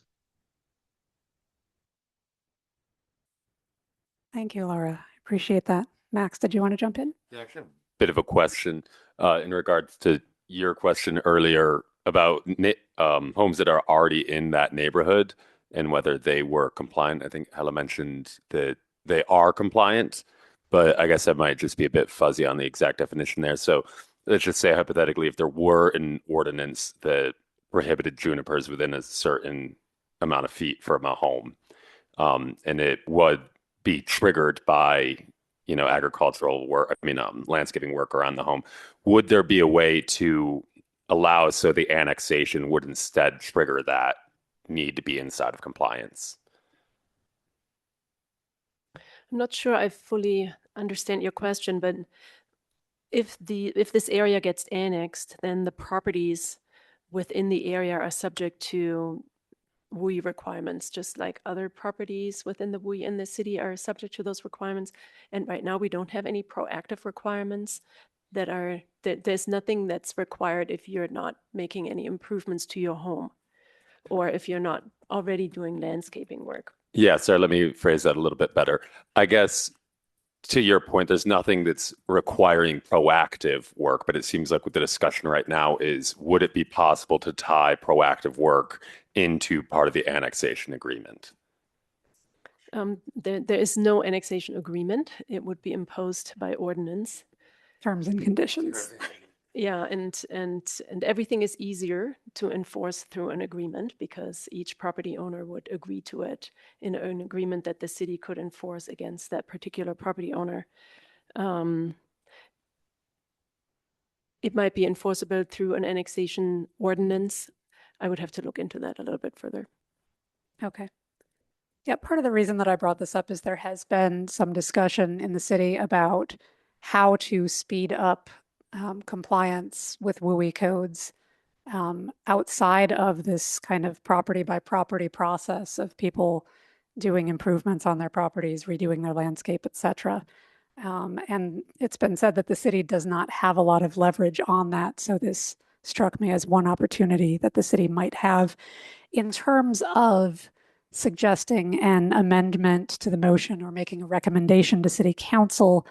I was not going to suggest anything particularly strong or binding, but simply that city council might want to request staff to look more closely at some of these requirements, and specifically the landscaping requirements, not building codes necessarily. That can be a much bigger deal, but looking at things like the non-combustible zone around a home, things like juniper removal. So I think, as Laura, correctly worded it, high value, low lift types of things, but not getting extremely specific. And I'm also happy to simply try that as an amendment to the motion when we get to motion making, and folks can make of it what they want. Claudia, if I could make a process suggestion just to make it a little cleaner. Yes, thank you, Laura. I would suggest that we go ahead and vote on a main motion, and then we could suggest and vote on additional motions afterwards rather than trying to attach it to the main motion. Since it would just be a recommendation, it doesn't have to be linked to the main motion. I'm very happy with that. Thank you. So I'm going to suggest then that we do move towards motions. And if we could get the staff's recommended motion up on the screen, would anyone like to make a motion? I can make the motion. Laura. I move to recommend to City Council approval of the proposed annexation of approximately 43.194 acres of land generally located within the Spring Valley Estates subdivision, including properties along Linden Drive, Cholla Court, Spring Valley Road, and Cactus Court, and rights of way with an additional zoning designation of residential estate, or RE, pertaining to case number LUR 2023-00001, subject to the recommended additional terms and conditions as provided for in attachment C to the staff memorandum, and to adopt the staff memorandum as findings of fact. And I got through all of that mostly without coughing. Do we have a second? I will second. So Laura, as the motion maker, would you like to speak to this motion? I don't think I need to. I think it's all been said, and I'm happy to move to a vote when other folks are ready. All right. Is there any further discussion of the motion on the table? All right, hearing none, I think I need to repeat the motion before we vote. Is that correct, Hella? Technically, yes. All right. So in case you didn't get it the first time, we are going to vote on a motion to recommend to City Council approval of the proposed annexation of approximately 43.194 acres of land generally located within the Spring Valley Estates subdivision, including properties along Linden Drive, Troya Court, Spring Valley Road, and Cactus Court, and rights-of-way with an initial zoning designation of residential estate RE pertaining to case number LUR 2023-00001, subject to the recommended additional terms and conditions as provided for in attachment C to the staff memorandum, and to adopt the staff memorandum as findings of fact. So we are ready to vote, and I'm going to start online with ML, Yes. Laura, Yes. Max, Yes. and I am also a yes. So as I mentioned, I would like to make an additional motion, and I have sent text of that to Amanda, if we are able to get that up on the screen.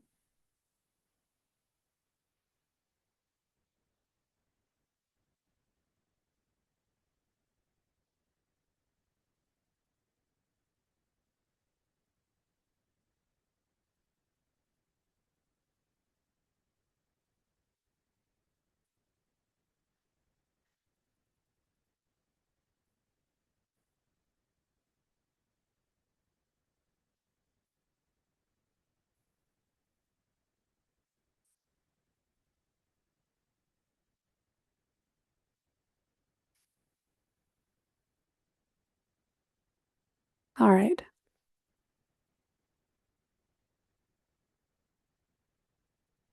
So I move that Planning Board further recommend that City Council request the annexation proposal to be revised to include additional terms and conditions to support wildfire mitigation and bring annexed properties into substantial compliance with WUI landscaping codes adopted in 2025.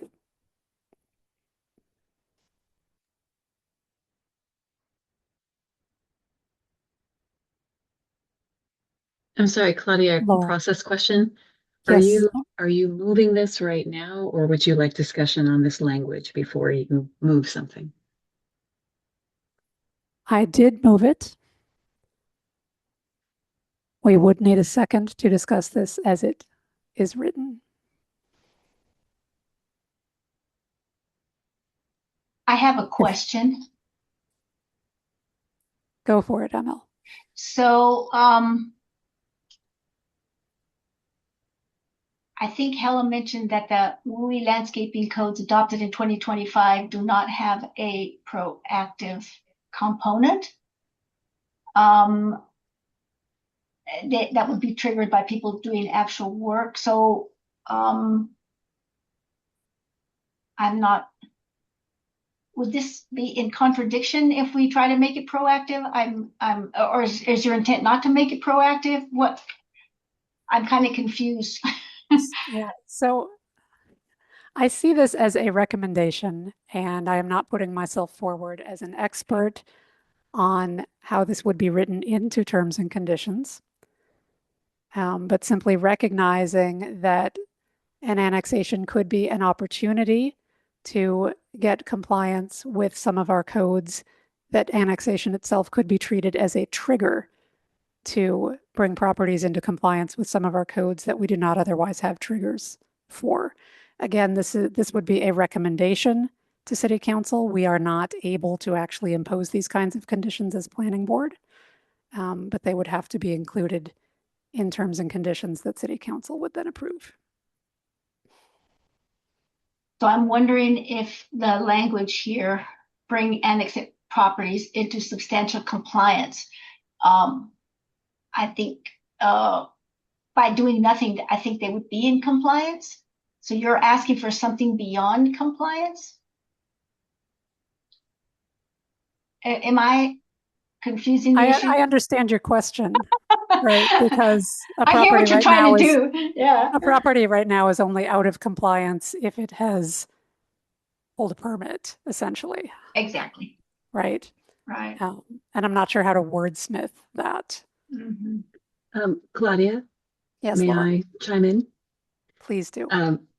So I don't think you got a second on this language That's correct. at this time. I would like to propose alternate language if there's no second for this language, because I would say I also have some concerns. My concern is around this language of substantial compliance with WUI landscaping codes. Mhm. I really don't have a good sense of what kind of a burden that is, but I believe that it basically requires replacing all of your landscaping. If you have mostly native plants on your property, and these are really hilly properties in some of these areas. So this language could unintentionally be a substantial burden. Sure. Since it does not have a second, Laura, if you have suggested language that may get at the same issues, I would welcome hearing that. Okay. I'm going to send it now. I'm sending it to all the board and commission members who are on the call. I think Amanda, can you see this as well? I sent something to Amanda, Yes. so she might be wondering Sorry, what yes. that one is. Okay.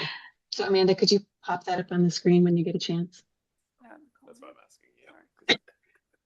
Can I ask another clarifying question? Yes, please, ML. So,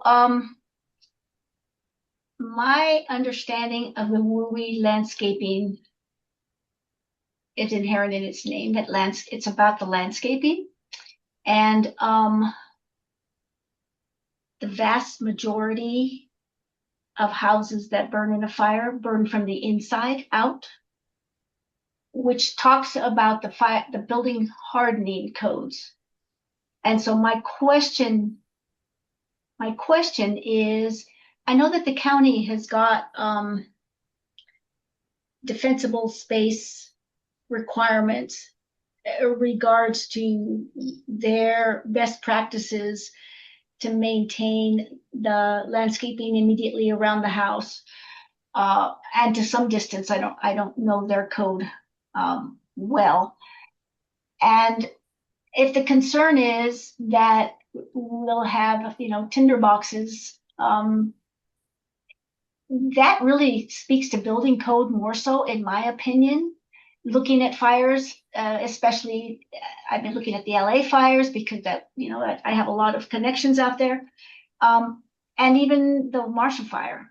I think it's a known fact that buildings burn from the inside out, not from the outside in.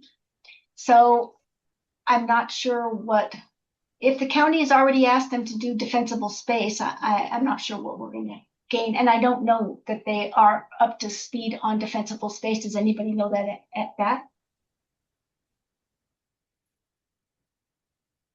All right, thanks, ML.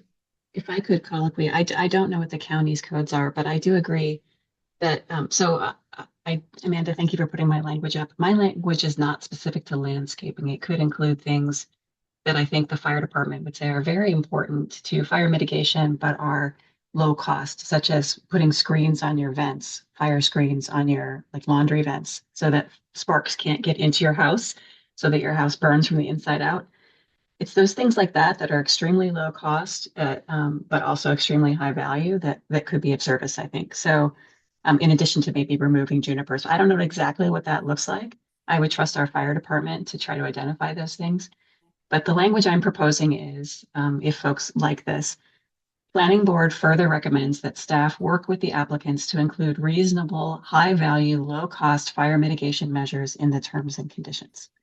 It's just a recommendation. Staff can work on that, whatever they think is reasonable, and then bring it back to City Council, and City Council can see that that is our recommendation. So if folks like that language, I'm happy to make a motion or to discuss it further. I like that language, Laura. I like that language as well. I would support that.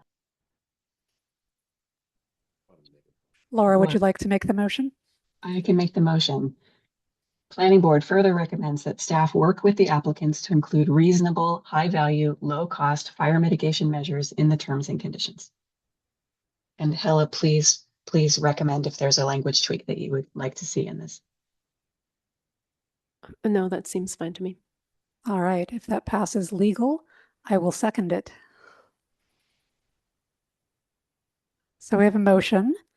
Laura, would you like to speak further to this motion that you have so generously crafted to rescue me?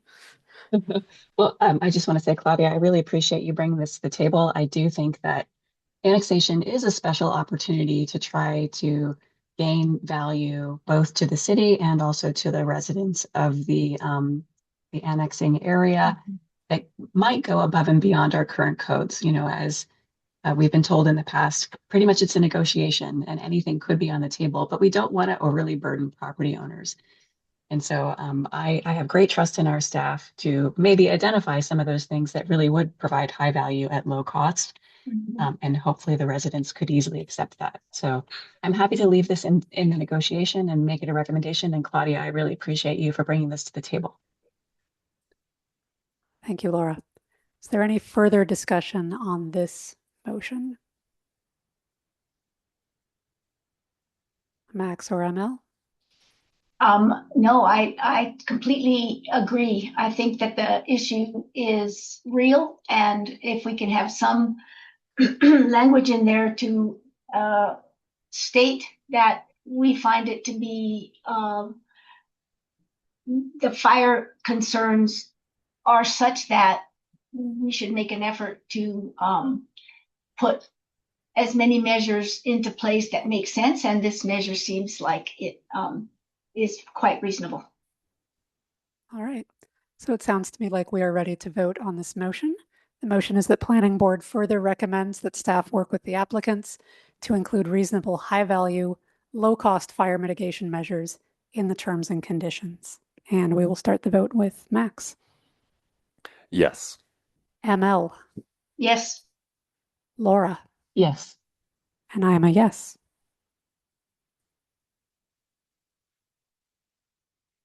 Do board members have any additional motions or discussion regarding this annexation recommendation? Claudia, I had I wanted to put forth a word change regards to the local improvement district and the cost. Okay, yeah, I think we saw that on the screen briefly. Right. Can we get that back up?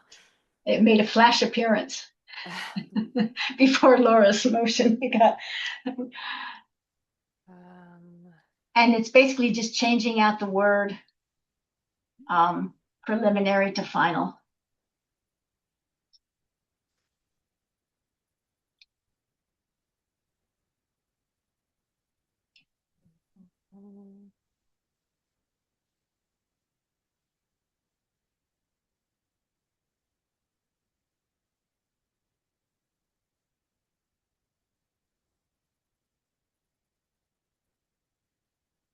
All right, Emil, we're seeing some language up on the screen. Right. So everything is as directly pulled out of the agreement. And my only suggestion would be to where it says under key elements, property owners pay 100% of preliminary cost estimates up to 15% overrun. I am interested in seeing whether there would be support to change preliminary to final cost estimates. So a word change. And again, this is, I think, just to give us assurance that we're doing, I heard staff speak to, we're doing as many things as we can to make sure that we know what this is going to cost. And I think if we base our obligations on a final cost estimate. It's still an estimate, but it's a final cost estimate because a preliminary cost estimate, that could have already been done. That could have been done a while ago. I understand that the staff is involved and that the city is on top of this, but I was just looking for some clarifying language because preliminary to me seems like a rather broad term in this use. And final cost estimate, I think, would be a little bit more precise. Okay. ML, I'm going to suggest that you state this as a motion, and we'll see if we have a second for it. Okay. Oh, Claudia, I'm sorry. If I could Yes, interject Laura. before we do that, can I just ask staff to advise on whether this would this be a doable change? Would this be a helpful change? Or could this cause any unintended impacts? I just want to check in with staff about the implication of making this change. Good idea. Yeah, I looked at the improvement district standards, local improvement district standards in our code. I think we can take out the word preliminary. I know that it is staff's intention to have the final cost estimate, to be as close to it as it's possible, because that is in the best interest of the city. So just listening to you all, my intention is to remove that language of preliminary out of the terms and conditions and maybe just write cost estimate, but ultimately it is the code prescribes a process. So seeing as our job here tonight is to make a recommendation to City Council, is this word change something that we need to codify in a motion if we are advising City Council? Essentially, we would be advising City Council to ask you to make this change, correct? Yeah, I would say we can make that change. We can commit to making that change. Yes, maybe Carolyn, maybe you weren't listening. Are you fine with that? Yes. ML, how do you feel about that? So I'm hearing you say, Hella, that removal of preliminary, you don't think we would need to have final replace it with so that it says final cost estimates? You don't think that there would be value in doing that? I would recommend to stick close to the language that we have in the code that it's going to be reviewed under.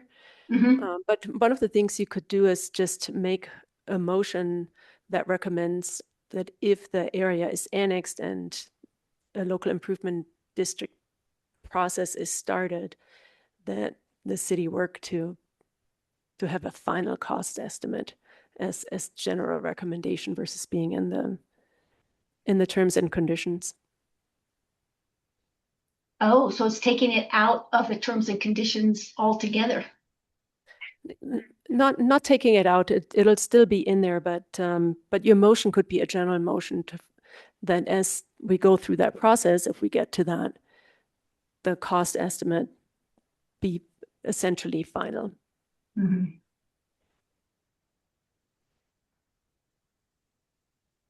Laura, did your motion-making brain capture what you said?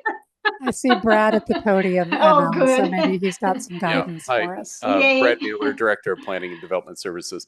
I just want to make sure everybody's hearing the same thing. So I think Hella's saying like we're going to make that change. So I'm not terribly sure a motion's needed. Got it. I mean, you could certainly do it, but we've got it either way.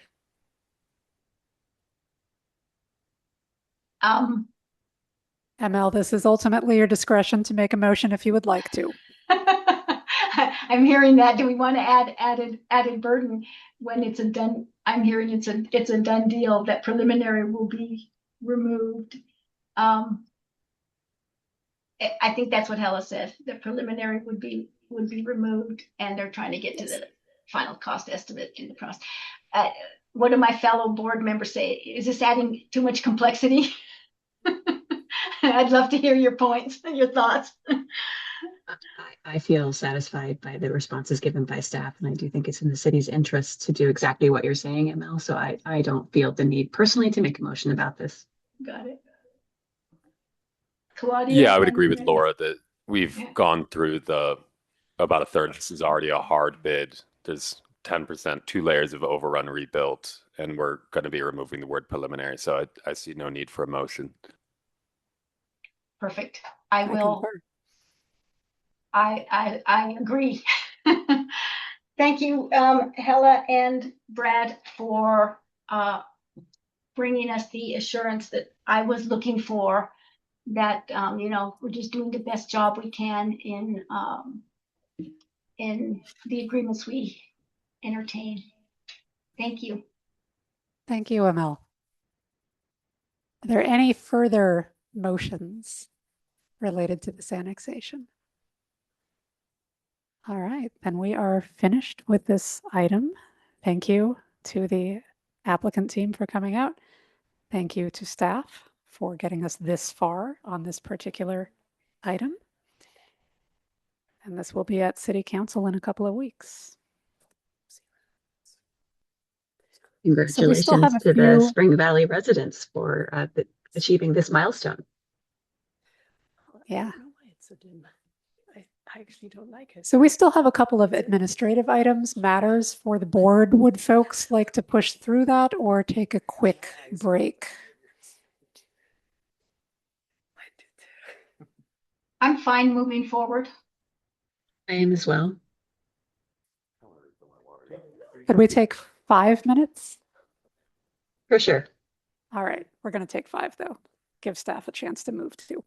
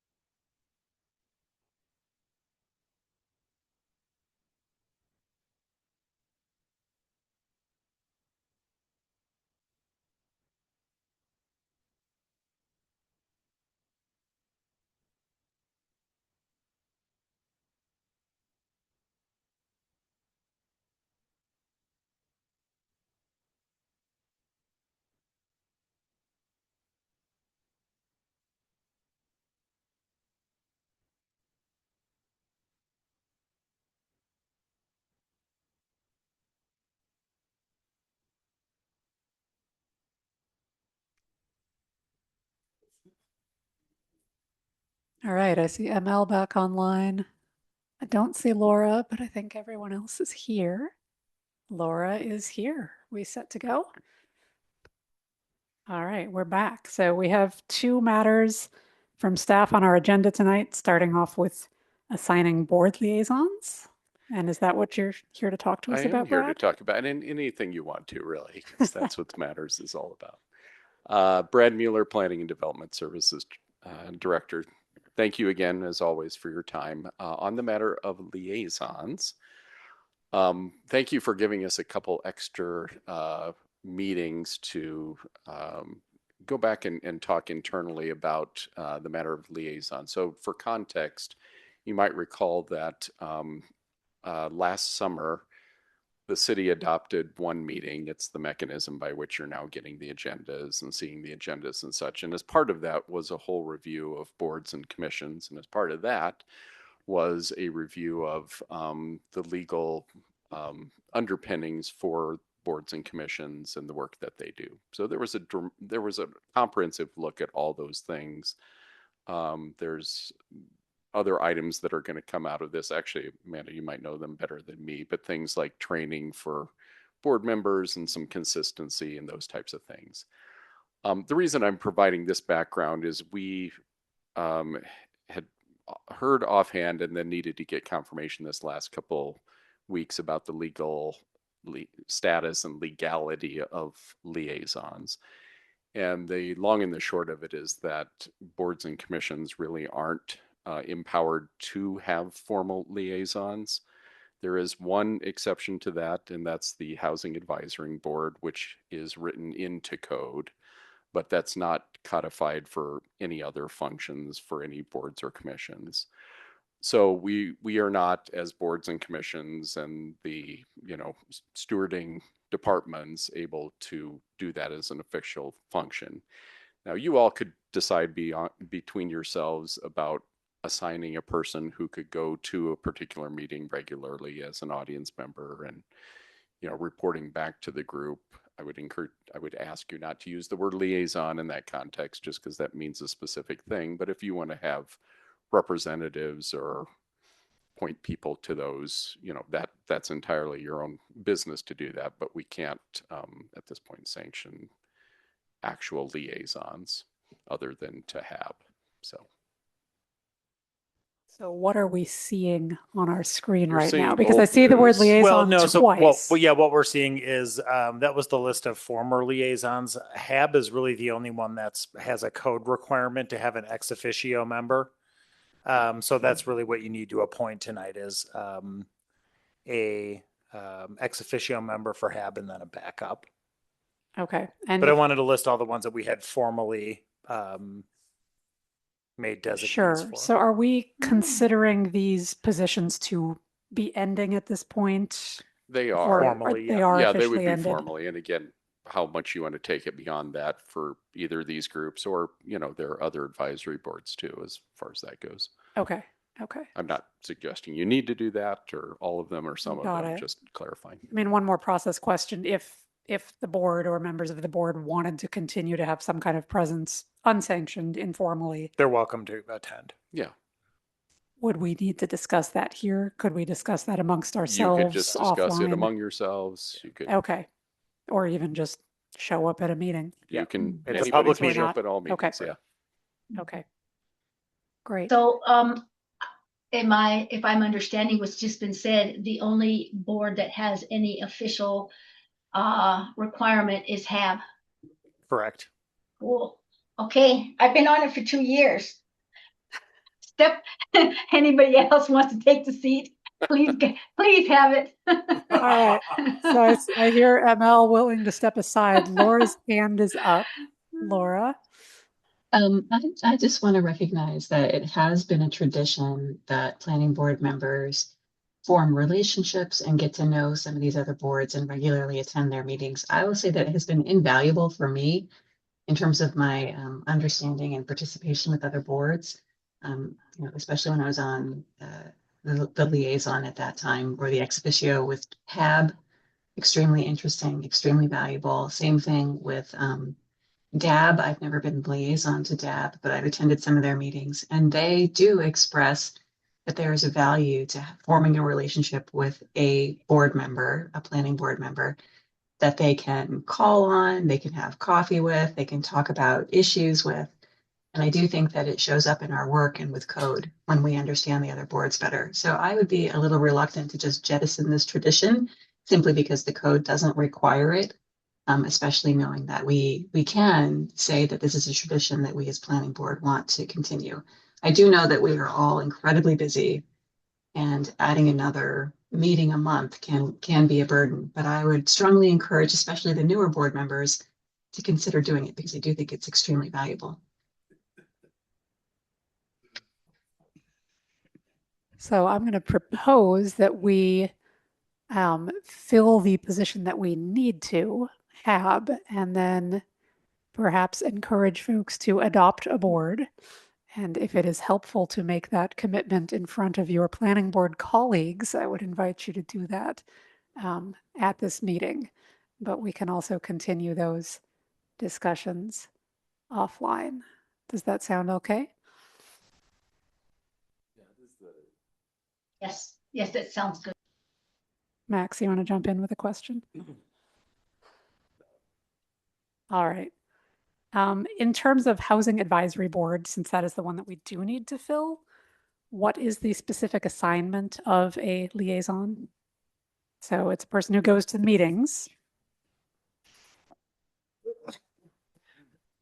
Yeah, the code anticipate that there's an ex officio board member from the planning board. The ex officio member would attend HAB meetings and does not have a vote in those meetings, could just speak from a perspective of a planning board member to items that they're discussing. Okay, so I haven't been in one of these positions before. Just to clarify, is an ex officio member someone who participates in the meeting in some sort of formal capacity but without a vote? Yes. Okay, so it's not just a member of the audience. That's correct. It's sitting with the board, interacting with staff and the public. Okay. Is there anyone amongst the four of us who is interested in serving as a ex officio member of the Housing Advisory Board? I would do it. I would. Max. I offer Max. Excellent. Excellent. Yeah, I mean, does this increase the rate at which I will get my bus pass? Or do I get two bus passes? Two bus passes. If I do this? We can get you all the bus passes you need. The meetings are at the fourth Wednesdays of the month at 6 p.m. All right. Do we need to do a formal nomination? I will nominate Max to be the HAB ex officio from planning board. Second. Third. Thanks, guys. The meeting's next week. I think you get the job, Max. There's actually a HAB meeting tomorrow night. Oh, well, it's a good thing I can't go tomorrow night, so I'm glad. Phew, thanks, Max. Stepping in just in time. Yeah, I can. And then Did I just Claudia- talk with John about this, or who would be the correct person? For HAB? Jay Sugnet. Yeah, I can give you his contact info if you don't have it. Oh man, what have I done? All right. And then is there anyone else who would like to make a public commitment to another board? Well, I did want to check in, if I may, on whether, Claudia, you would be interested in being the backup to HAB. Usually there's a person and a backup, but Max, you can also just let the whole board know that reliable are you, if you Max? can't make a meeting. I was also going to recommend Claudia to be the backup, but I'm perfectly willing to nominate either Kurt, Mark, or Mason as backup. So I will be honest, I've been on the board now for 2 years. I have not yet done a liaison role. go. And so I would be willing to Excellent. offer myself as a backup. Yeah, I take that back. I was the backup for the Greenways committee, which has not met in something like 10 years, according to Mark. I'm also willing to be the backup for the Greenways at this time. Okay. Has a motion been made and seconded for Claudia? Do we need to? For the I will backup? not be at tomorrow's meeting, though, Max. That's on you. Great. All right. Do we have any further business with liaisons? Do you staff has what they need? Yes. So Claudia, you asked previously if anybody wants to volunteer themselves. I am very interested in starting to attend DAB meetings. Kurt might be as well, so I can talk with Kurt and see if maybe one of us wants to be the primary and one of us be the backup. It's just that it's not an official role in any capacity, but I do know, I did talk with their staff person, I think that's Kalani, after the meeting that I attended, and she was very excited about, Mark's done a great job. I think it's Mark. Is it Mark? Or is the current DAB rep? Mark. Yeah, and she was very excited to, think about the coming year and working with the planning board member. And so, and the meeting I did attend was extremely interesting. So if Mark wants to pass on that role, I can talk with Kurt and see which one of us wants to take it, even if it's not official, if it's just a steady presence. Thank you, Laura. And would you let us know how that conversation turns out? For sure. Thank you.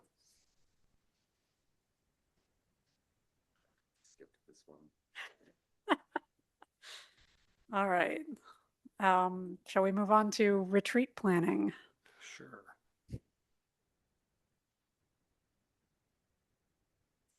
So we have a retreat scheduled with the board during the regular meeting time on May 19th. So we wanted to chat with you guys about putting together a retreat planning subcommittee as we've done in the past. And really the goal is to work with individual board members to try and get an agenda put together with subject matter I think that you guys will find helpful. Brad and our team did some brainstorming. We have some staff initiated topics, so we're thinking maybe we would need a half hour or maybe 40 minutes just to talk with you guys about historic preservation. I think we wanted to talk about feedback on some future code changes, as well as just checking in on our meeting materials and our presentations. So we'd be looking for a couple of volunteers to work with the board to try and get an agenda together. We also have check-ins scheduled for the next 2 planning board meetings under matters to make sure that we're keeping ourselves honest and making sure that we have agenda that we're working on.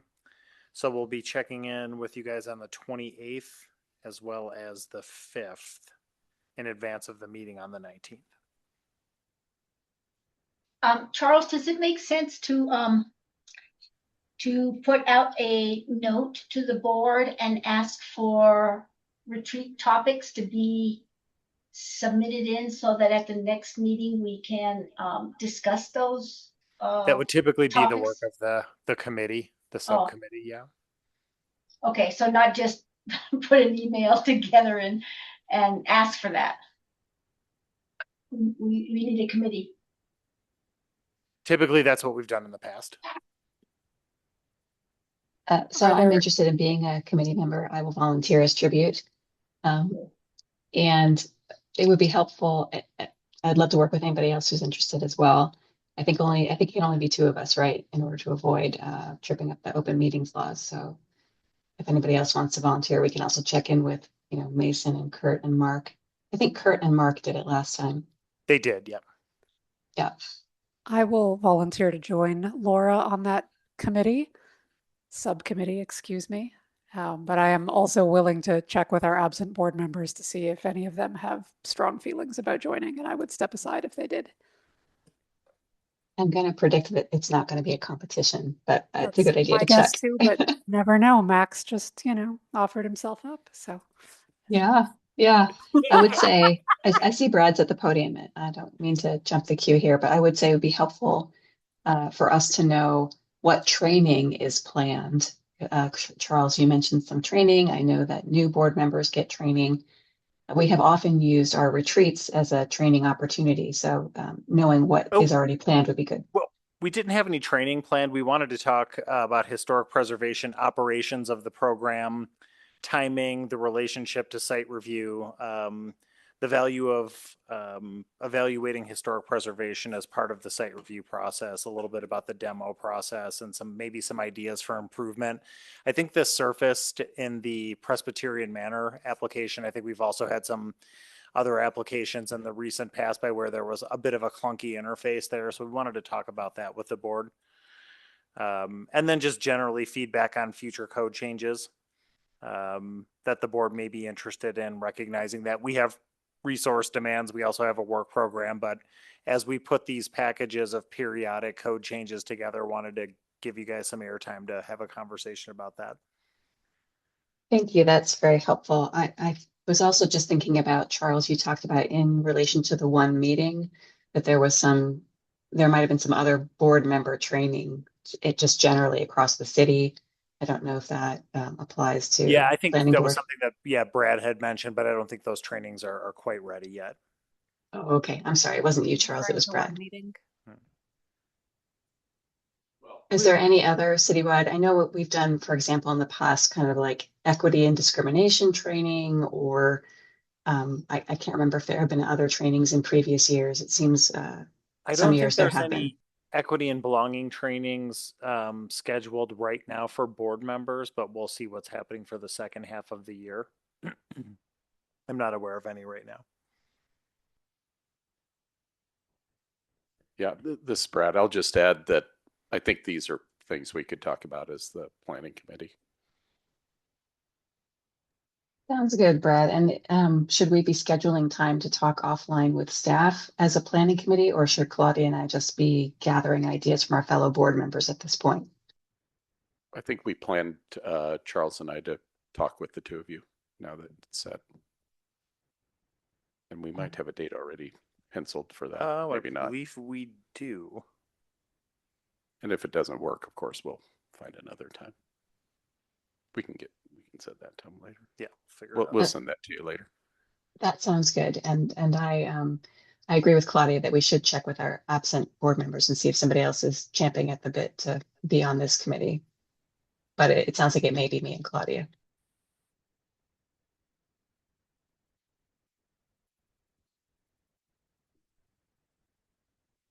Okay. Do we have any additional matters from staff or the city attorney? Nothing for me. Nothing for me, thanks. I had one thing. So, and Charles, you said you didn't have anything more. Okay. I wanted to just thank all of you for your participation in the four-body meeting that we had. Gosh, was that last week? Time flies. Among the many things we could talk about, and I don't want to take a lot of time, but just great appreciation for the recognition of the work of the whole process and the team involved, and really all the community members. That was certainly reflected in comments you all made and other members of the four-body. That means a lot to us as staff, because we really did take the challenge of making this the most inclusive effort at the comprehensive plan outreach and engagement possible. And that affirmation has meant a lot to the team. And also we recognize that there remain work to be done. So they are doing the hard work of reconciling all the various comments that are possible.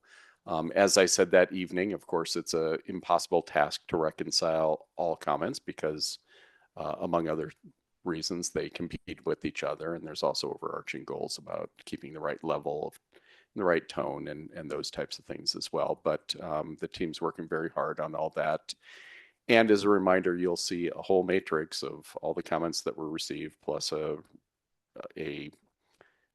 edit and or response to that to do that. So we really are endeavoring to make it as transparent a process as well. We are in the home stretch then in that regard. And as you know from that evening, you're going to see a recommendation draft, or the recommended draft, I should say, in early to mid-May. And then we'll be working towards the final stretch. So thank you for all your work and engagement up until this point, and know that we still are going full steam ahead, but appreciate that we also can kind of see the end in sight, hopefully. I'm happy to answer any questions or take comments on that. Anyone? Thank you, Brad. Thank you. All right. Any additional matters? Charles? Okay. Then I believe we are at the end of our agenda and we are adjourned. Great job tonight, Good night, Claudia. everyone. Thank you. Thank you for chairing, Claudia. Yeah, thanks for Great staying. job, Claudia. Good night, everybody. Putin?